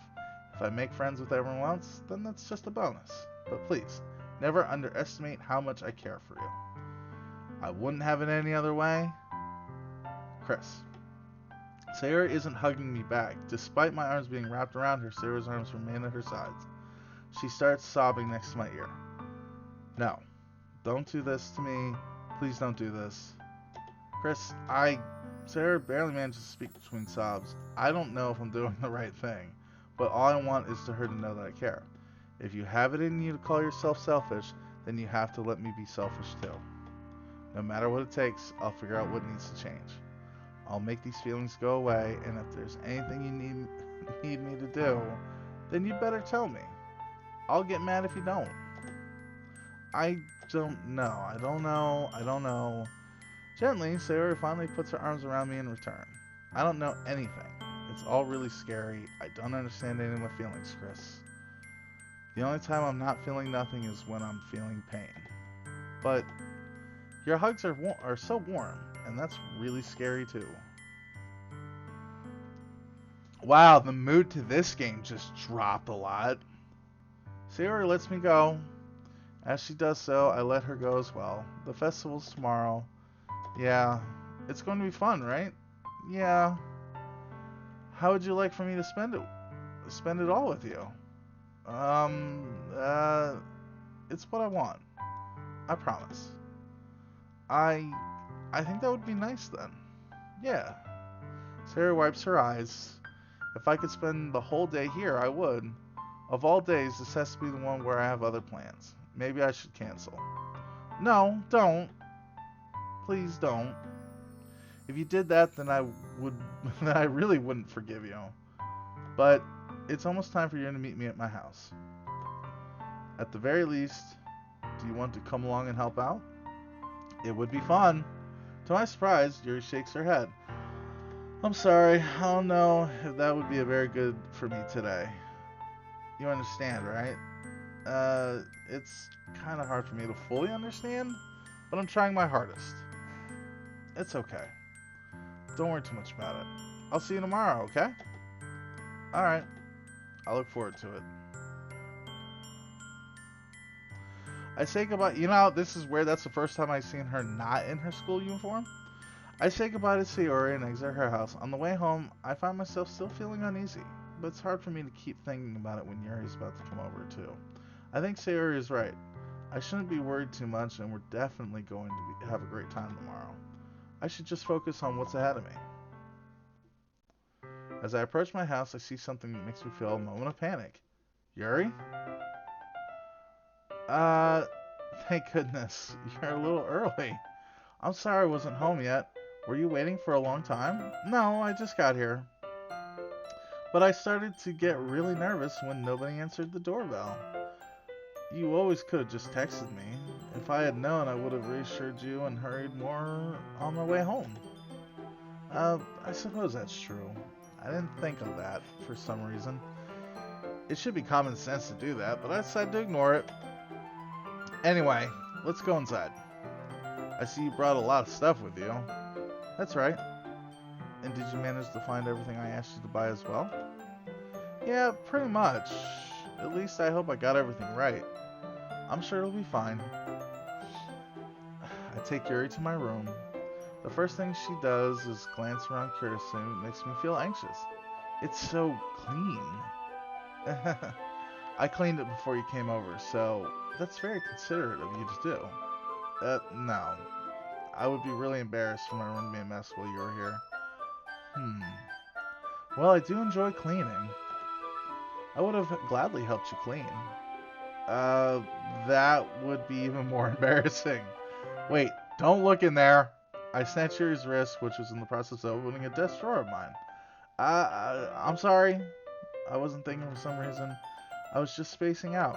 It's fine. It's fine. I let go of Yuri's wrist. She puts both her hands firmly in her lap, as if making sure she's keeping track of them. So, should we get started? Yes. I have a few things planned that you can help with. Decorations and other atmospheric enhancements. Atmospheric enhancements? You know, mood lighting, aromatherapy candles. What? Oh, wow. I didn't know you planned on taking it that far. Of course. I want to help take I want to help take our guests to a faraway place. Although many will stop just out of curiosity. And for cupcakes, I guess. I'm determined to provide an experience that will leave them wanting more. That's great. It's easy to forget it's easy to forget that you're a pretty intense person. Intense? I guess that's the best way to put it. Is that a bad thing? No, not at all. It's something that I like about you, actually. Is that so? That makes me feel relieved and kinda happy. Yeah, no need to be so anxious. You can relax a little bit. Relax. I brought some things for relaxation. I was going to use them during the poetry event. Oh yeah? Like what? Well, let's see. Here runs through her bag. She pulls out a few candles and a wooden cylinder-shaped object. I did some shopping on the way here, so I happen to have these in my bag. I plan to cover the windows in black paper and use the candles to light the room. I think that would be amazing, don't you? Yeah, that would be really neat. What's that wooden thing for? Oh, this? It's a diffuser for essential oils. How familiar are you with aromatherapy? Not familiar at all. Ah, is that so? It's one of my favorite contributors to a positive atmosphere. Depending on the oils or herbs you choose, you can change the mood of the air itself. You can even feel it permeate through your body. Relaxation, positive energy, romance, reflection. It's almost like magic. Yuri takes the cylinder and pushes a switch on the bottom. In just a moment, a thin ray of vapor begins to sprout through a small hole in the top. Wow, that smells wonderful. What kind of mood is that for? This is jasmine essential oil. It smells a little sweet and flowery, right? Yeah, that's a good way to describe it. I chose jasmine for the event because it provides more than relaxation. Jasmine enhances your emotions and helps you feel them flow through your body. You feel warmer and your heart pounds more heavily. Don't you think that don't you think that will be perfect for sharing your poems? It does sound suitable, but you seem to know a lot about this, so I trust your opinion with anything. Mary smiles gently, clearly enjoying herself. She again reaches into her bag and pulls out several spools of thin ribbon. What are those for? Well, did you purchase the origami paper I asked you to get? Yeah, I have it over here. We won't be using the paper for folding origami? Oh. What I'd like to do is write a different word on each paper. We'll need about 100 of them. Oh yeah? What will those be used for? Well, I'm going to cut pieces of ribbon to hang from the doorway of the classroom. Then, we can fasten the paper into the ribbons to create a doorway curtain. Ah, wouldn't that be beautiful? It would also catch the eye of those passing by the room. It may attract some to peek inside. That's really creative. I had no idea you'd be so good at this. Is that so? Well, I suppose I do get a little intense, as you put it. Yuri giggles with red cheeks. Is it just me, or is she more relaxed when it's just the two of us? Or maybe it's the excitement she feels from sharing something that she enjoys. Here's a marker, Chris. You can write any characters you want. I'll help you once I finish cutting the ribbons. Ah, alright. Sitting on the floor together, the two of us get to work. I carefully draw a different character on each paper, doing my best to manage my bad handwriting. Yuri unravels a long strand of red ribbon to her desired length. Then she reaches into her bag once more and pulls out a pocket knife. The knife is strangely beautiful. The silver handle has an intricate pattern of waves etched into it. The blade itself is gently tinted blue. Oh, that's cool. That's no ordinary pocket knife. It looks really fancy. Well, embarrassed, Yuri looks away. What is it? You're going to think it's weird. Yuri, whatever it is, I have no reason to judge.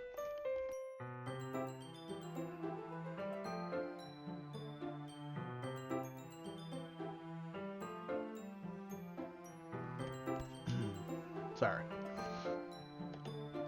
To each their own, you know? If you promise you won't be weirded out. Yeah, I promise. Alright. The thing is, I'm kinda into knives. Man, that's cool. So am I. Awesome. They're just so pretty. I can't help it. I don't know what it is. Oh, so maybe that's what the poem was about the... Ah! Nicole girl! Nicola girl. How are ya? Thank you so much for following and giving me a startle. I appreciate it. Welcome, welcome to the stream. How are you today?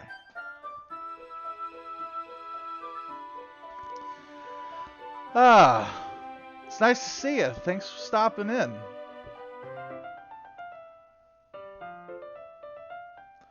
I didn't even notice you messaged. I apologize. I was too into. See, that's the danger about a game like this.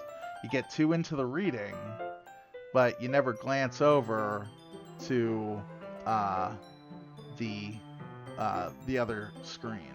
So I apologize to you, Nicole girl.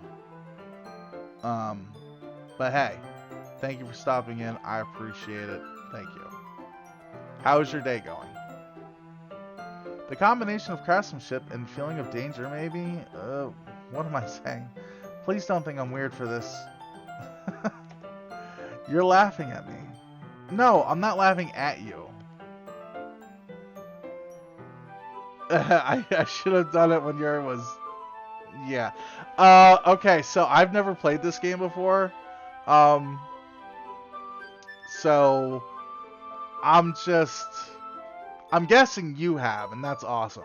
I've never played this game before. I'm digging it, though. Like, way more than I ever thought I would. Yeah, this is just the, this is my preemptive,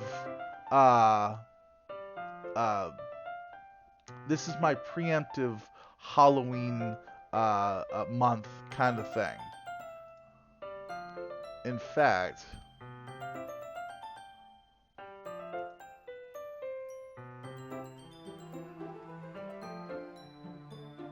I have to change something. There we go. That's much better. So yeah, I've never played this game before. I had never even heard of it. Apparently this game's like, what, 5 years old? I had no idea. Never heard of it. So I was just intrigued because I was told it was a horror game, which was weird. And I'm a big Gravity Falls fan, and it's just like that episode with Zeus and the Japanese dating game girl. So I was intrigued, and I don't regret it. This game has been so entertaining. I've laughed so much. Just Monica. You know, I wonder if that's... Someone up top was named Justin Monica. So, alright. Just Monica, I guess. I'll remember that. It's so weird. You guys know something I don't. And I purposely have not looked at anything about this. I've shut myself off. I have no idea what to expect. So I'm really curious. I couldn't wait to get back into playing it today. Alright. Jess, it's funny how nervous you got about sharing. It's an interesting thing to be into, I guess. But I think it kind of suits you. Suits me? Yeah, it's kind of intense. Do I get scared easily? Depends. It depends on the game. I mean, it's fun to get scared, you know? Like, I like playing scary games. Some games I've never been able to make it through, like, Outlast. I've never made it through Outlast. I'm deathly afraid of, like, I got, like, severe thalassophobia, so playing, Subnautica was really hard for me. I made it through it, I beat it, but I will not play, Below Zero. I refuse to play it. I did enough with Subnautica, and I'll never play Subnautica again. I don't need to play it again. I beat it. I'm good. Alright, I'm in for a treat. Let's keep going. Yeah, it's kind of intense. Besides, it's really cool looking knife. I can't deny that. Alright, so she likes knives. That's cool. I mean, should I be worried? I don't know. I like knives. I have a huge knife collection. I think it's pretty cool. That's alright. It is, isn't it? Yuri relaxes her expression once again. Would you like to hold it? Hell yeah, I'd like to hold it. Sure, I'll check it out. Yuri carefully places... Oh, excuse me. Yuri carefully hands me the knife with the handle facing me. I take it and turn it around in my hands. It feels heavy and extremely solid. Where do you even get a knife like this? Curious of its sharpness, I feel the point of the knife with my index finger. Ow! Chris! Why did you do that? I didn't expect it to be that sharp. I barely touched it at all. It's my fault. I should have warned you. This knife is extremely sharp. It can cut through skin like it's paper. Oh no. A small drop of blood trickles down the side of my finger. Yuri takes my hand and gives the wound a closer look. She stares at it and noticeably fidgets. If you're squeamish, I'll go wash it off now. Without warning, Yuri puts my finger in her mouth and licks the wound. What? Whoa! Whoa! What? She's like a vampire chick or something. Like, what the shit? Really? I feel her tongue curl around my finger. Startled, I instinctively pull my hand back. Oh, please forgive me. I wasn't thinking. You weren't thinking? Yuri lowers her head and face burning up. Yuri, that's the most embarrassing thing I've ever done. How could I do something like that? I'm sorry. Sure, it was a little weird and it took me by surprise, but I guess she was just trying to help, right? Yuri, I think you're overreacting a little. She doesn't lift her head. What if she doesn't recover from this for the rest of the afternoon? Alright, you know what? This might be a stupid thing to do, but I'll do it anyway. I take Yuri's hand and lick her index finger in return?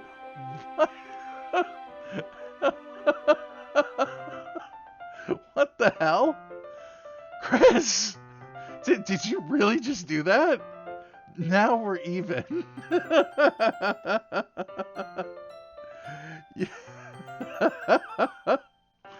Yuri just looks at me like I did something wrong. I knew that would be a bad idea. If not for the sweet aroma of the jasmine oil, the air... Man, I'm definitely glad I decided to spend this day with Yuri. Like, I'm sure Natsuki would have been... I would have been screamed at the whole time or whatever. But holy shit, I'm so glad I chose Yuri. If not for the sweet aroma of the jasmine oil, the air would be extremely heavy right now. You're so weird, Chris. Yuri giggles shyly. Yuri calling me weird? I have no response to that. Where do you keep your bandages? I don't think I need one, actually. It was a tiny cut. Look, it already stopped bleeding. I see. That's relieving. The tension is quickly lifted. We each resume our respective activities. I watch Yuri's knife cut through the ribbon like it's nothing but air. I mean, scissors might have been nice, but alright. Meanwhile, I continue to make progress on the paper. After we finish attaching the paper to the ribbons, we lay them all out side by side. It looks better than I expected and will be very effective as a door curtain. It looks great. Good thinking coming up with this, Yuri. Thanks. It's just something I saw online, really. Are you ready to move on to the next task? Yeah, let's do it. Man, if this was the first task, I can't wait to see what happens with the next one. What do you have in mind? She's probably got like a jar of leeches or something in her bag. Maybe she digs blood. I mean, I can't say that I haven't known people that were like oddly into blood, I guess, but I mean, not like I want to like bathe in it, but you know. I don't judge. I don't judge. As long as she ain't like hanging me upside down to like, drain me from the neck like a stuck pig or something, I'm cool. She can be a little weird. No judgments from me. Alright, what do you have in mind? I'd like to create a banner. That's why I asked you to buy the paint tablets. Ah, that's right. One of the items Yuri had asked me to buy was a kit of watercolor paint tablets. Well, we'll need about 6 cups of water to put each of the tablets in. Do you mind fetching those for us? Of course not. 6 cups of water. I'll be right back in a minute. Thank you very much. Oh, and just a little bit of water is okay. If you fill the cups too much, it'll be too diluted. Alright, that shouldn't be too hard. Taking Yuri's advice, I decided to use small plastic bathroom cups rather than full-size glasses. I put them on a plate to catch any paint that drips, then bring it back into my room. Yuri? Yes? I come to see Yuri quickly unrolling her sleeve, pulling it back over her arm. What the hell was that? Nothing. Your face is a little red. Is it too hot in here or anything? No. Not at all. Oh, I wonder. There's nothing wrong, so let's mix the paint. Yuri hurriedly dismisses me and takes it upon herself to unwrap the tablets, dropping them in the cups. So, I thought we would do something simple that would look very nice. I'd like to paint gradients across the banner. Starting with the colors for a sunrise, then daytime, then sunset, and nighttime. Once it dries, I'll write an inspirational quote across the banner. We can hang it on the wall behind the podium at the front of the classroom. Ah, neat. Neat. What are you going to write? Well, it would be more fun to surprise you. Is she gonna do it in her blood? Yuri smiles at me. If you say so. After rolling out the banner, Yuri and I kneel on opposite sides so we don't get in the way of each other. God, is she a vampire chick? I don't want her to be like, turn around and be like, oh, she's all like gothed out and shit. I don't know. Yuri uses a brush and adds a few dots of different colors across the banner to serve as color guide when we paint. This kind of reminds me of elementary school. Painting on a banner with watercolors feels a lot like art class projects we had back then. It's relaxing. I'm sorry if this feels too childish. No, I didn't mean that at all. It's kind of fun, you know? Yeah, it is fun. I'm glad you feel that way too. Oh, she is a vampire chick? Alright, well hey, that's good. I guess the hair fits, I guess. I dig it. I mean, I've known a few vampire chicks too. It's okay. Hey, it's Nikki? It's Nikki. Hey, it's Nikki, 1998. How the heck are you? Welcome to my stream. It's okay. It's alright. I dig it. I mean, I'm not going to be like, all... Look, guys. What We Do in the Shadows is like one of my favorite shows on TV. Alright, I dig it. I'll admit, vampires are cool and all. Not as cool as werewolves, but that's just where I stand. My fiance's in the vampires though, so it's cool. It's alright. But What We Do in the Shadows is like my favorite show. Kills me every time I watch it. And the movie's great too, so that's beside the point. Let's go on with the game. Hi guys, welcome to the channel, guys. I see a few more people came in. You guys are great. Welcome. I'm glad you feel that way too. Yuri stops painting for a moment, thinking to herself, for me?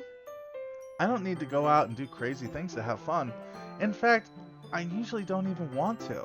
I just like when I can spend time with one other person. Even if it's something simple, like reading. It doesn't even matter if we don't talk much. What the hell? Yeah. Mom could be like, okay, everyone, shut your traps. Bing bong ding dong.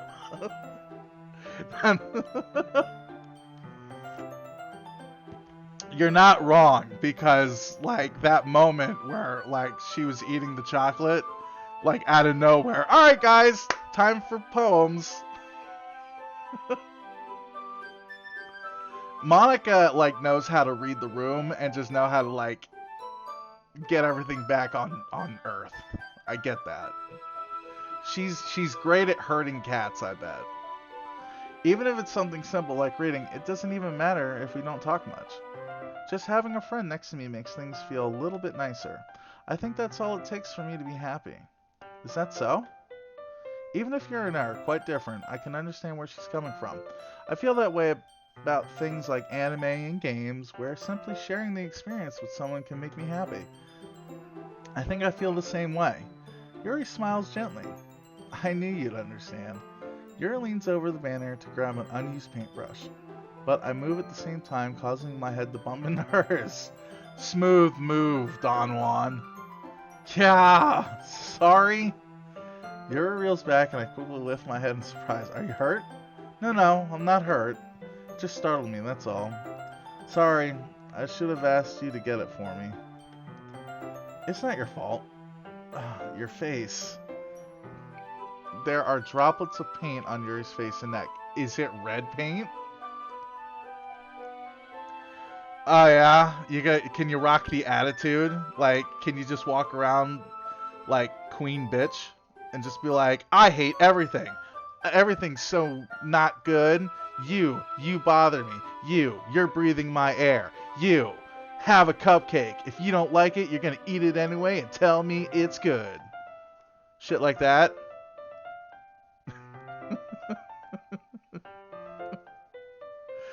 uh, is there something on my face? Yeah, I accidentally got paint on you. Sorry, it's totally my fault.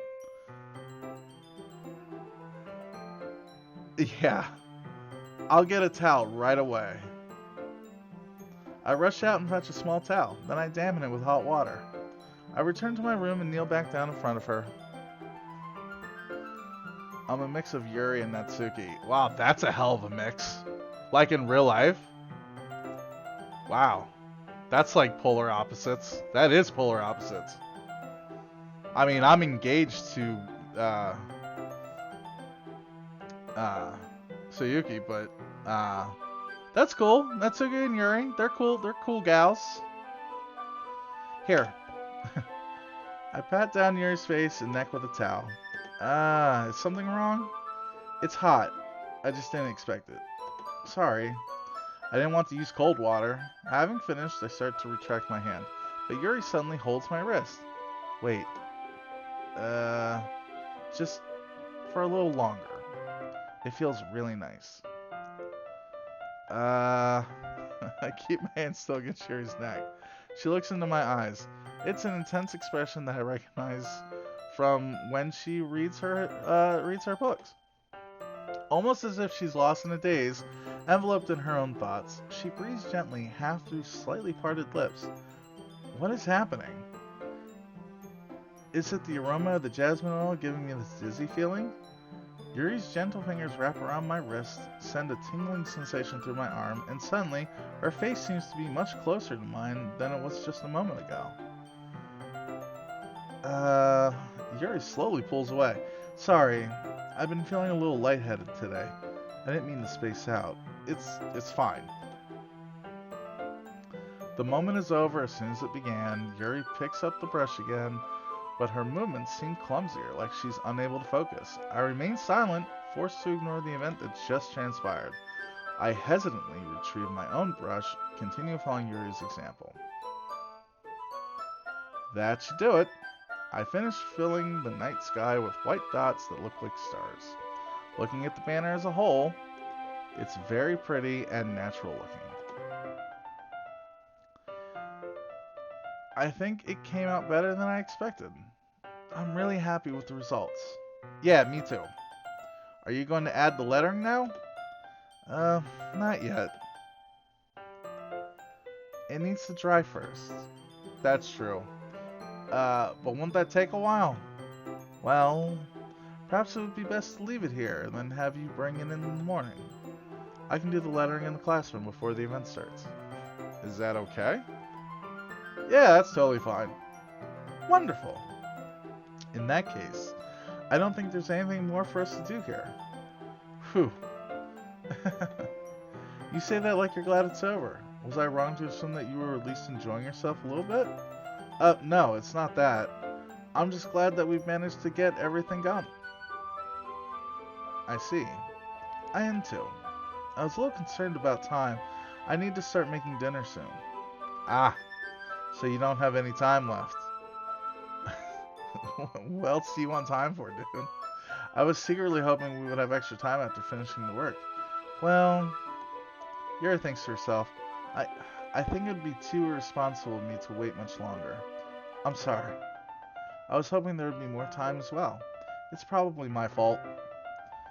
Sorry for being such a slow worker. No, it's not your fault at all. And the important thing is that we got everything done, right? Yeah. So, I shouldn't be disappointed or anything. Gathering all her things, Yuri seems to look a little downcast. I understand why.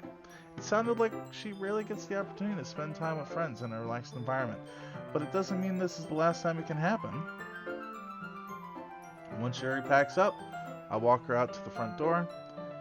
Thank you very much for having me today. No problem. I'm glad I was able to help. Just let me know if there's anything else you need me to bring them tomorrow. I will.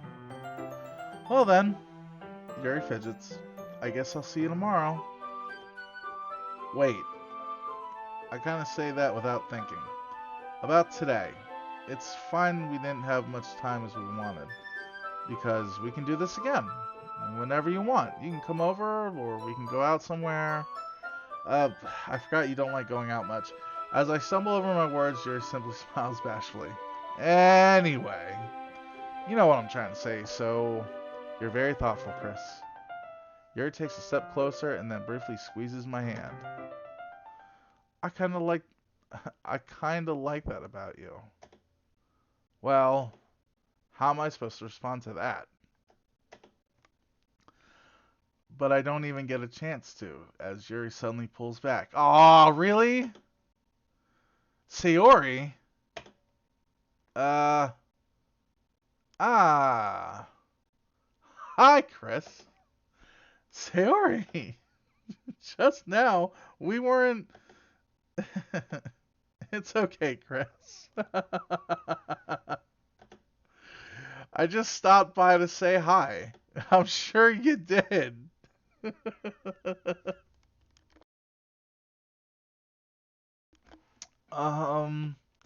Well, it's nice to see you.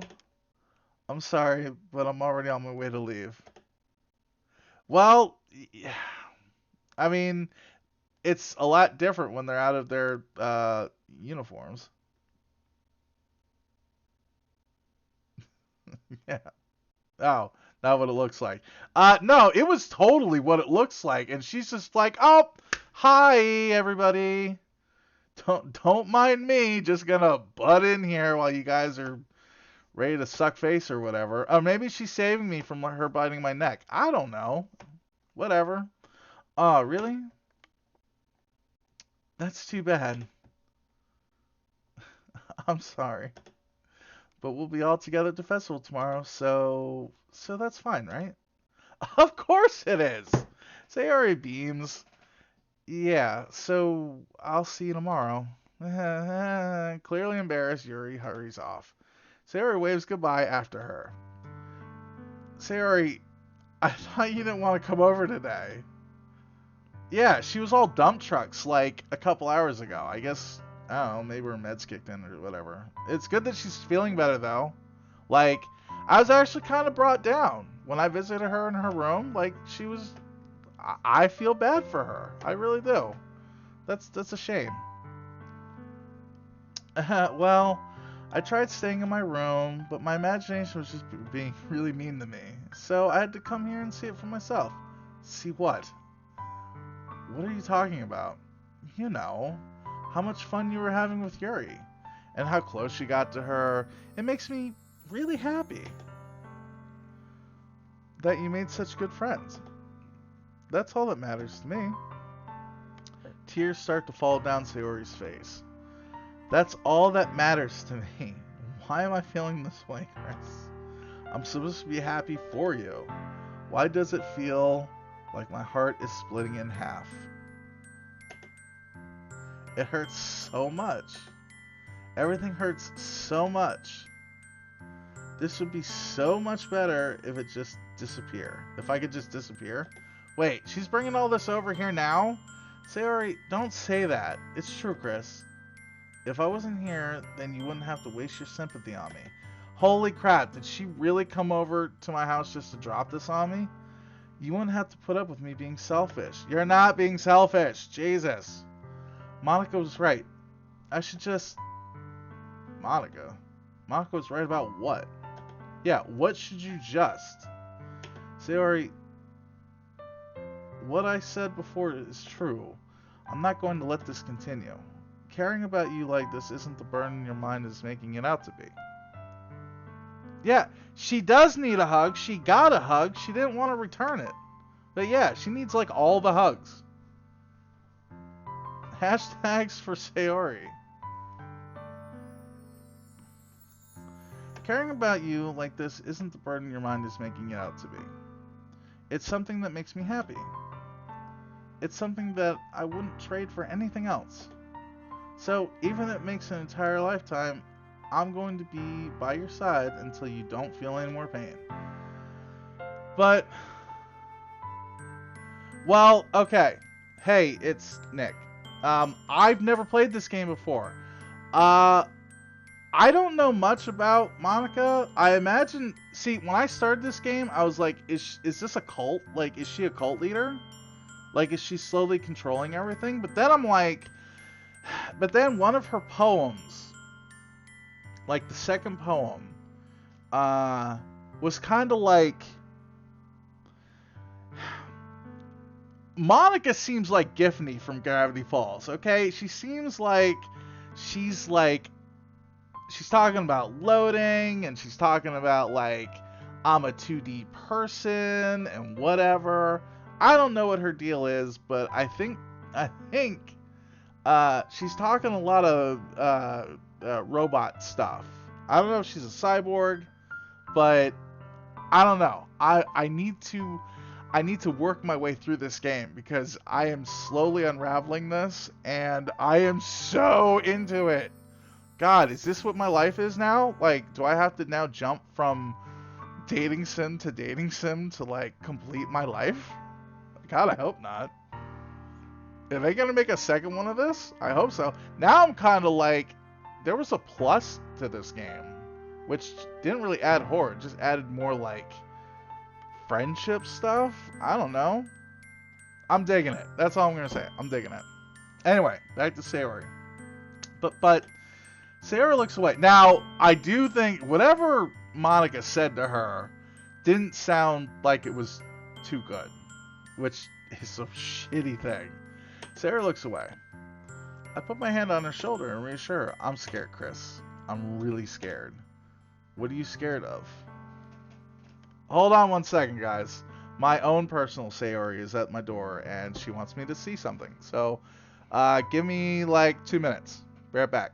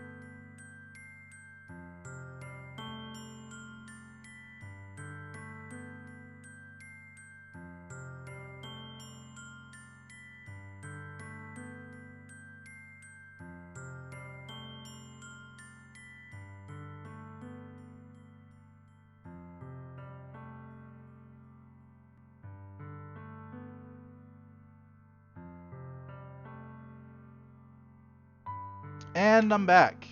Sorry, guys. Fiance wanted to show me a dress that she got. It's nice. All right. So let's see. What are you scared of, Sayori? I'm scared that I might like you more than you like me. Sayori, it's true, isn't it? I was weak and started to like you too much. I did this to myself. Chris.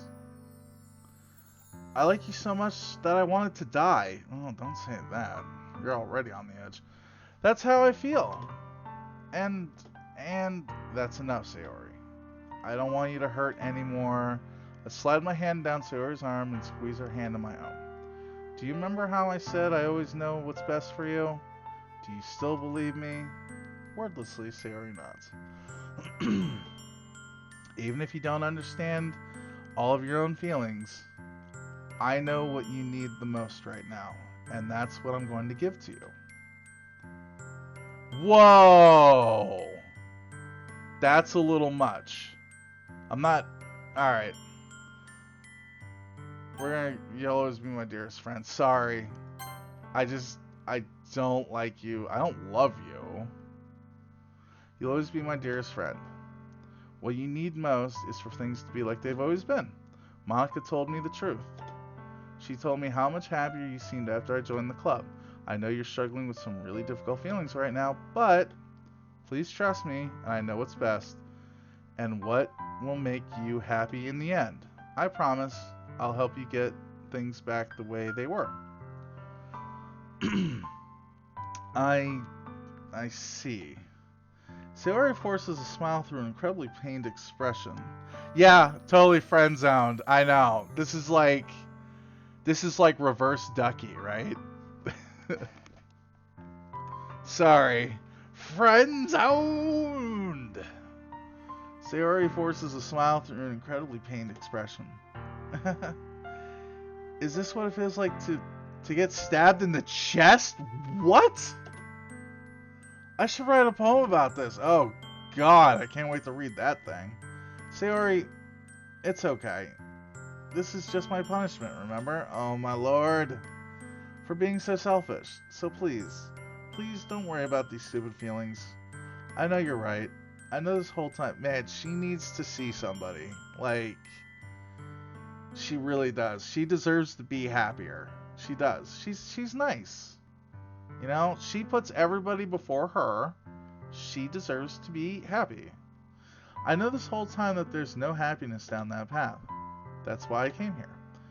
Just so I could get the answer I needed to hear. And the other thing, you're also right that I just want it to go back to the way it was. I realize that now. You really do me better than anyone, Chris. Know me better. I'll trust you with anything. Anything at all. So, Sayori's smile finally breaks. All of a sudden, she turns around and drops to her knees. What? What? Clutching her head with both hands, she screams as loudly as she can. I'm so shocked I don't know how to react. Sayori looks over her shoulder and flashes me one weak smile before turning around and running off. What the fuck was that? What the hell was that? Sayori, I'm left helplessly standing in the front of my house. Why am I feeling so horrible about this? There's nothing more than I could have done. The most I can do is support Sayori through her feelings and help her on the path that's right. But I'm having as much trouble understanding Sayori's feelings as she is. Even though I can comfort her, I keep wondering if I should be doing something more. Something that... Dude, she dropped to her knees and screamed holding her head, and you're going on about her feelings? There's something else going on here. Does she got like a brain worm or something? I know these thoughts will... Ooh, maybe she does. Maybe she's got a tumor. Maybe she's got a brain tumor. I know these thoughts will continue to plague me until things are back to the way they were. I'm going to give it everything I got. Sarah will always be my dearest friend, and I'll do whatever it takes to put a smile on her face every day. It's the day of the festival. Of all days, I expect this to be the one where I'd be walking to school with Sayori. But Sayori isn't answering her phone. I considered going to her house to wake her up, but decided it's a little too much. Meanwhile, the preparations for the event should be nearly complete. What time is it? Alright. So we did it was 2:30. I guess we'll do 3:30. I guess we'll keep going a little bit more. Like I really didn't expect to go this long. Um, we'll keep going. We're going to the movies later.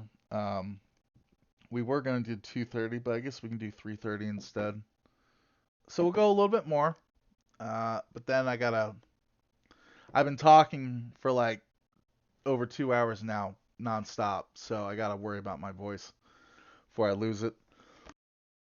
But we'll keep going. It's fine. Let's get another drink here.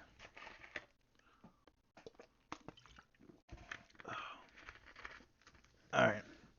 The banner urine I painted is dry, and I gently rolled it up to take it with me. She sent me a pleasant text reminding me not to forget anything, and I reassured her.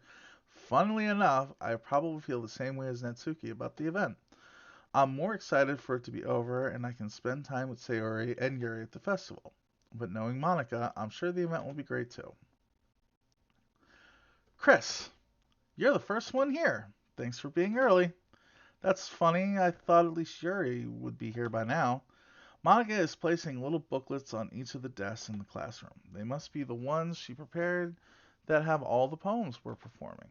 In the end, I found a random poem online that I thought Monica would be like, that I thought Monica would like, and submitted it. So that's the one I'll be performing. I'm surprised you didn't bring Sayori with you. Yeah, she overslept again. That dummy. You'd think that on days this important, she'd try a little harder. I say that, but I suddenly remember that Sarah told me yesterday, and I suddenly feel awful. You should feel awful, stupid, knowing it's not nearly that simple for her. I only said it because it's the way I'm used to thinking. But maybe I should have gone to wake her up after all. You should take a little responsibility for her, Chris. I mean, especially after your exchange with her yesterday. Wait, you kind of left her hanging this morning, you know? What exchange? You weren't there. Exchange? Monica, you know about that? Of course I do. I'm the club president after all. But I stammer, embarrassed. Did Sarah really tell her about that quickly? About how I basically turned down her confession? That makes me really seem like a bad guy here. But I'm the one who knows what's best for her, right?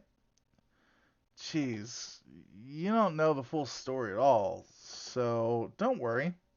I probably know more than you think. Uh, Monica is being as friendly as usual, but for some reason I felt a chill. Yeah, she's a little. What is up with this? Hey, do you want to check out the pamphlets? They came out really nice. Yeah, sure. I grabbed one of the pamphlets laid out on the desks. Oh yeah, they really did. Something like this will definitely help people take the club more seriously. Yeah, I thought so too. I flipped through the pages. Each member's poem is neatly printed on its own page, giving it an almost professional feel. I recognize Natsuki's and Yuri's poems from the ones they performed during our practice. What's this? I flipped to Sayori's poem. Oh, well, actually, Natsuki never let me read her poem because she got all pissed off and ripped it like she threw my poem back at me or ripped hers out of my hand. Either way, she didn't let me read hers. Soyuki split, so I never got to read hers either. It's different from the one she practiced. It's one that I haven't read before. Okay. Percentage. Uh, what? Huh. Okay, go right. So this is fun. Uh, all right. So, all right. So is all right. So Monica, she's doing that. Is she preying on Sayuki because of her depression? Like, what the fuck? Oh, there's more. Get out of my head before I do what I know is best for you. Wait, hold on. I got percentages. Okay, get out of my head. Get out of my head. Get out of my head before I do what I know is best for you. Get out of my head before I listen to everything she said to me. Get out of my head before I show you how much I love you. Get out of my head before I finish writing this poem. But a poem is never actually finished. It just stops moving. What the fuck? Yeah, I'm scrolling. It's stopped moving. Okay. Uh, what is this? Reading the poem, I get a pit in my stomach. Chris, what's wrong? Nothing. This poem feels completely different from anything else Sawyer's written. But more than that, I changed my mind. I'm gonna go get Sayori, so well, alright. Try not to take too long, okay? I quickly leave the classroom. Don't strain yourself. Don't strain myself? Monica calls that out after me. I quicken my pace. What the fuck happened to Sayori? What was I thinking? I should have tried a little bit harder for Sayori. It's not a big deal, at least to wait for her or to help wake her up. Even the simple gesture of walking her to school makes her really, besides, I told her yesterday that things will be the same as they always have been. That's all she needs, and what I want to give her. I reach Sawyer's house and knock on the door. I don't expect an answer. Dude, you better open the fuck that door and run up to her room and see if she's alright. I don't expect an answer since she's not picking up her phone either. Like yesterday, I opened the door and let myself in. Sayori, she really is a heavy sleeper. I swallow. I can't believe I ended up doing this after all. Walking up to her own house, isn't that more like something a boyfriend would do? In any case, it just feels right. Outside Sawyer's room, I knock on the door. Sayori, wake up, dummy. Dude, really? There's no response. Hey, Mr. Glitchfox, how are ya? Nice to see ya. I really didn't want to have to enter the room like this. Isn't that kind of a breach of privacy? But she never leaves me no choice. I gently open the door. Ah! Jesus Christ! I was afraid of that. What the fuck? What the shit?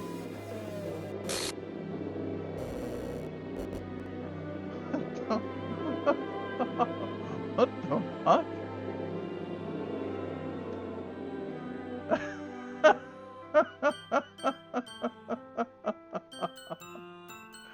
Oh my god.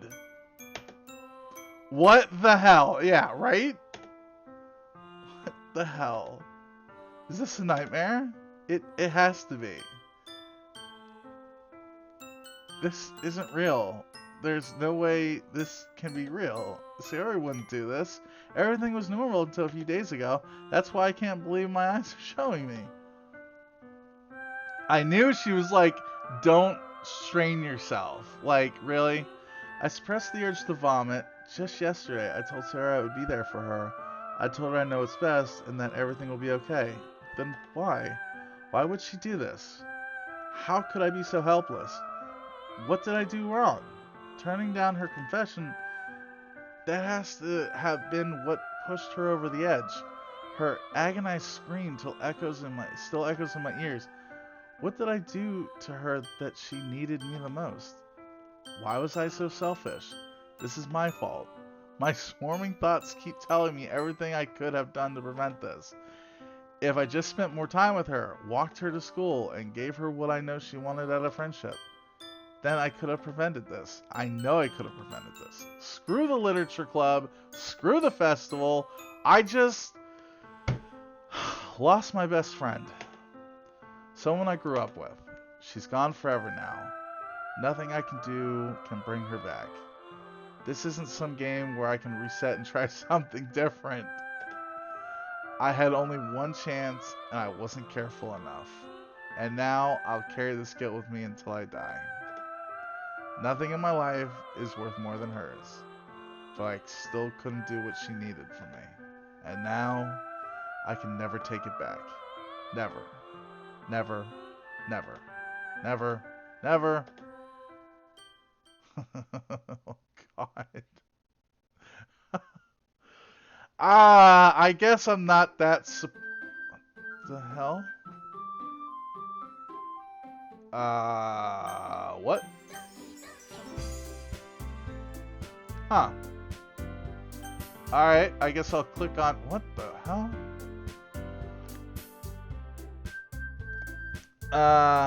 Yeah, I'm sure I do. Alright. Cool. That, you know, guys, that was actually kind of sad. Like... Depression's a bitch. Alright, I'll click on this, I guess. What the fuck? I see a knowing girl running towards me, distant, waving her arms in the air like she totally believes to any attention she might draw on herself. The girl is my neighbor and good friend. Oh. So, like, she's erased from the game. Oh, what the shit?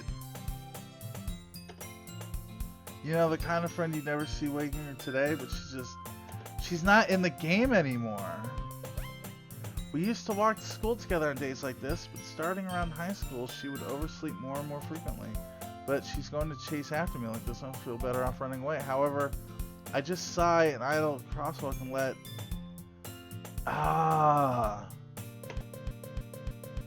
Yeah. What? So... Mornings are usually the worst, being surrounded by couples and friend groups walking to school together. Meanwhile, I've always walked to school alone. Oh, she's erased from the game. I always tell myself it's about time I meet some girls or something like that, but I have no motivation to join any clubs. Holy shit, this game just mindfucked me. Get the fuck out. Oh, that's cool. Man. I was like 90% invested like 20 minutes ago. I'm all in right now. I'm perfectly content just getting by on the average while spending my free time in games and online. There's always the anime club, but it's not like there would be any girls in it anyway. The school day is as ordinary as ever, and it's over before I know it. After I pack up my things, I stare blankly at the wall, looking for an ounce of motivation. Clubs. There really aren't any that interest me. Besides, most of them would probably be way too demanding for me to want to deal with. I guess I have no choice but to start with the anime club. Chris? Monica.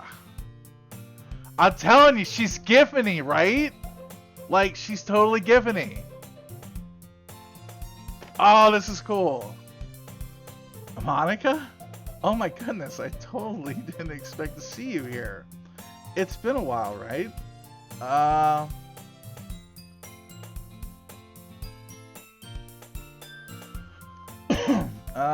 Yeah, it has. Monica smiles sweetly. Do we know each other? Well, we rarely talked, but we were in the same class last year. Monica was probably the most popular girl in class, smart, beautiful, athletic. Basically, completely out of my league. So, having her smile at me so genuinely feels a little... What did you come in here for, anyway?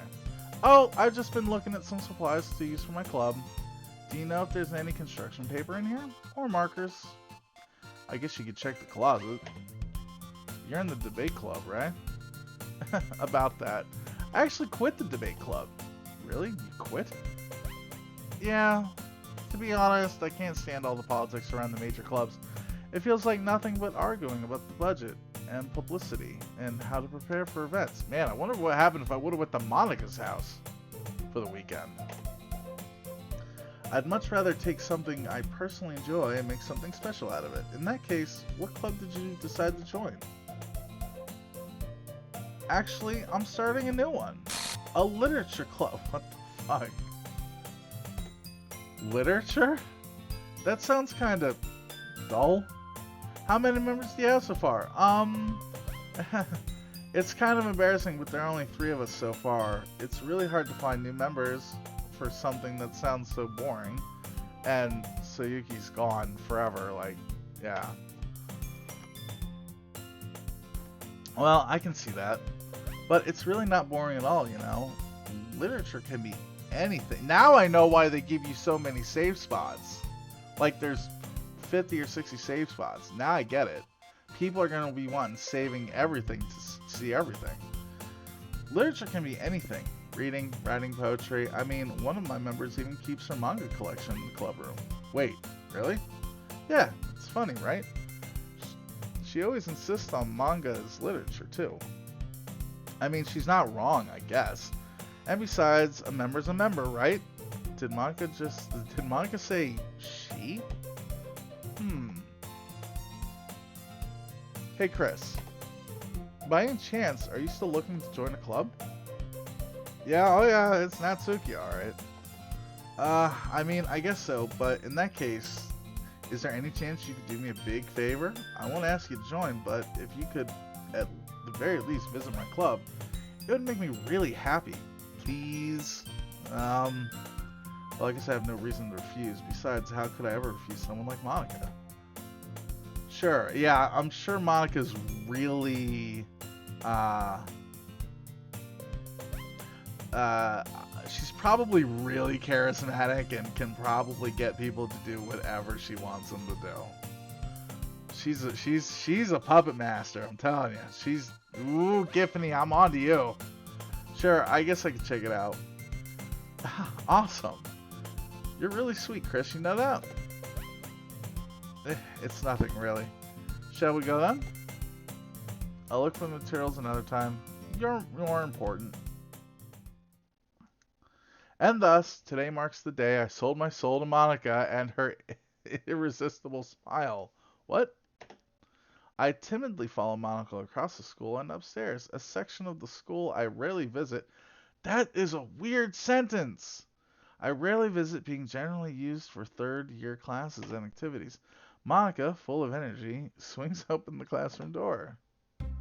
I'm back! And I brought a guest with me. Whoa, whoa. Girl 1. A guest?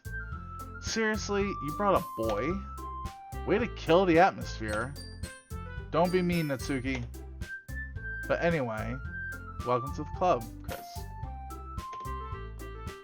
All words escape me at this situation. This club is full of incredibly cute girls.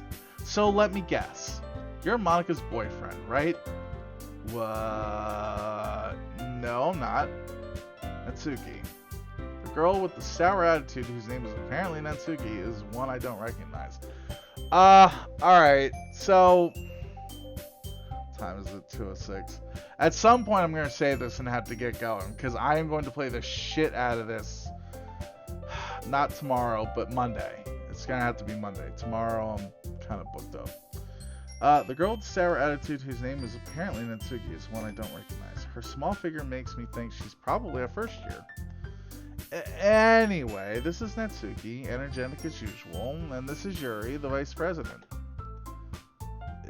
It's nice to meet you. Oh, Yuri's the vice president now. Yuri, who appears comparably more mature and timid, seems to have a hard time keeping up with someone like Natsuki. Yeah, it's nice to meet both of you. So, I ran into Chris in a classroom and he's decided to come back and check out the club. Isn't that great? Wait, Monica, didn't I tell you to let me know in advance before you brought anyone new? I was going to, well, you know. Sorry, I didn't forget that. I just happened to run into him. In that case, I should at least make some tea, right? Yeah, that'd be great. Why don't you come sit down, Chris?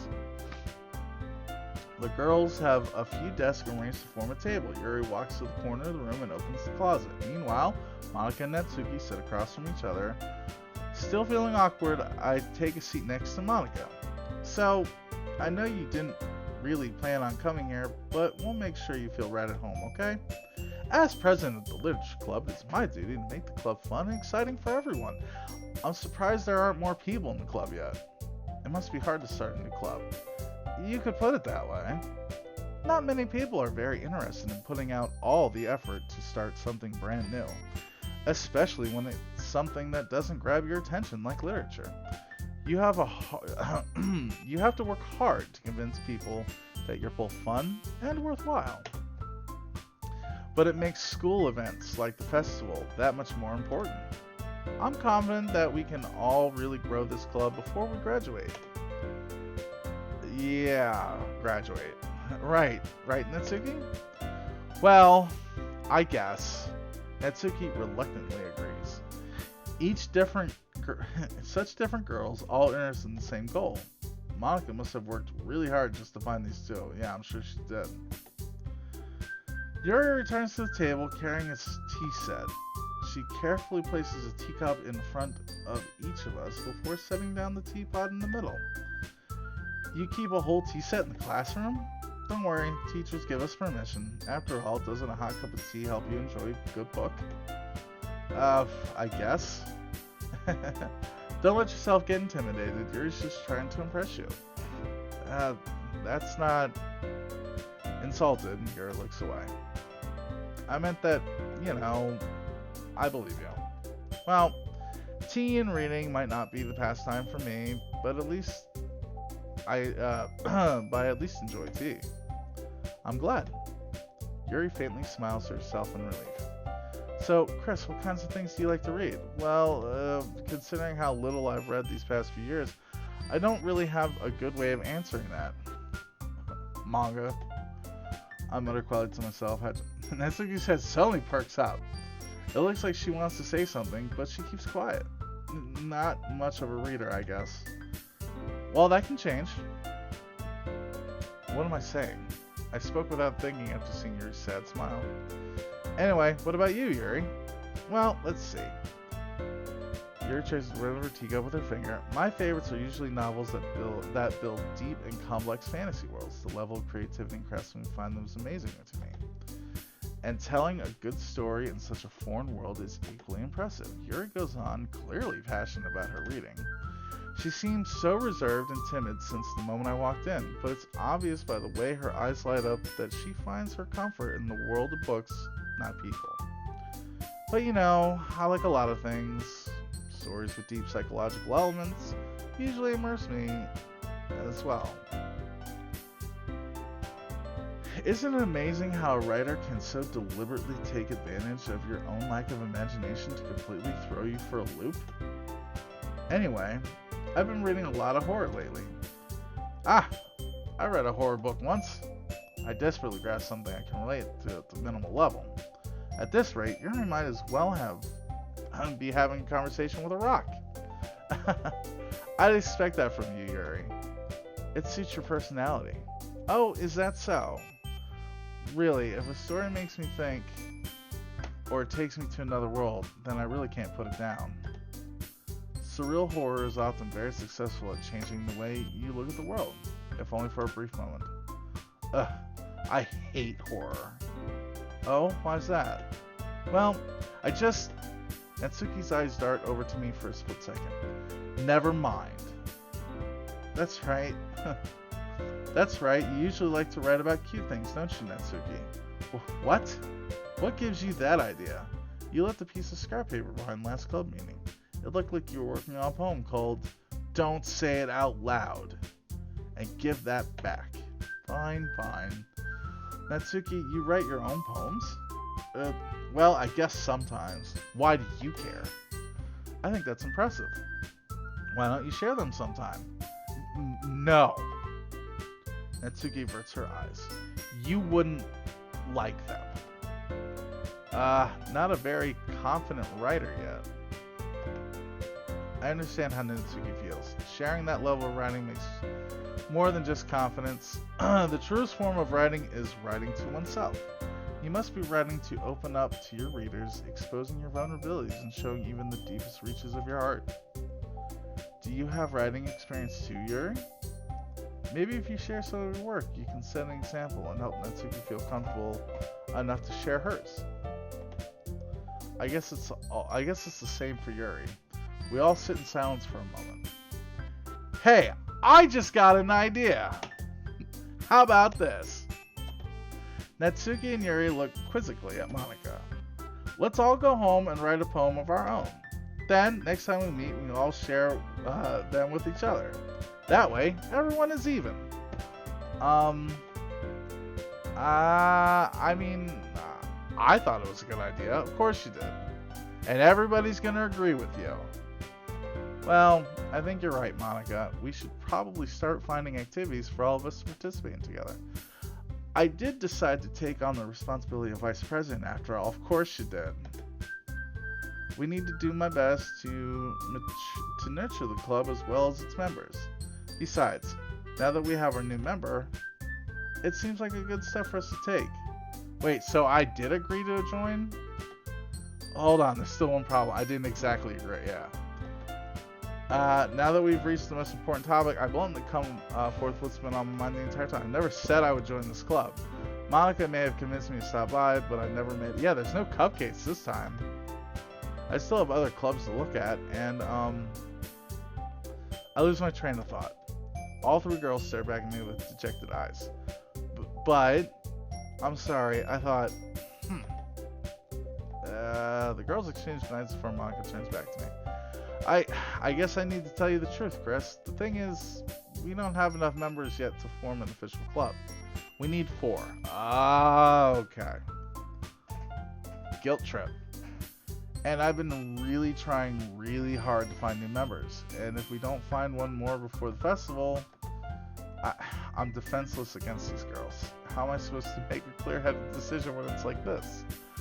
I would feel terrible for letting everyone down in this situation, and besides, the club itself seems pretty relaxed. So if writing poems is the price I need to pay in order to spend every day with these beautiful girls... Right.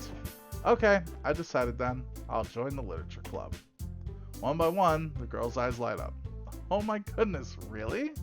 Do you really mean that? Yeah. It could be fun, right? Yeah, I'm having fun. You really did scare me for a moment. I mean, if you really just left after all this, I would be super pissed. Chris, I'm so happy. We can become an official club now. Thank you so much for this. You're really amazing. I'll do everything I can to give you a great time, okay? Thanks, I guess. Okay, everyone. I think with that, we can officially end today's meeting on a good note. Everyone remember tonight's assignment. Write a poem to bring to the next meeting so we can all share. Monica looks over at me once more.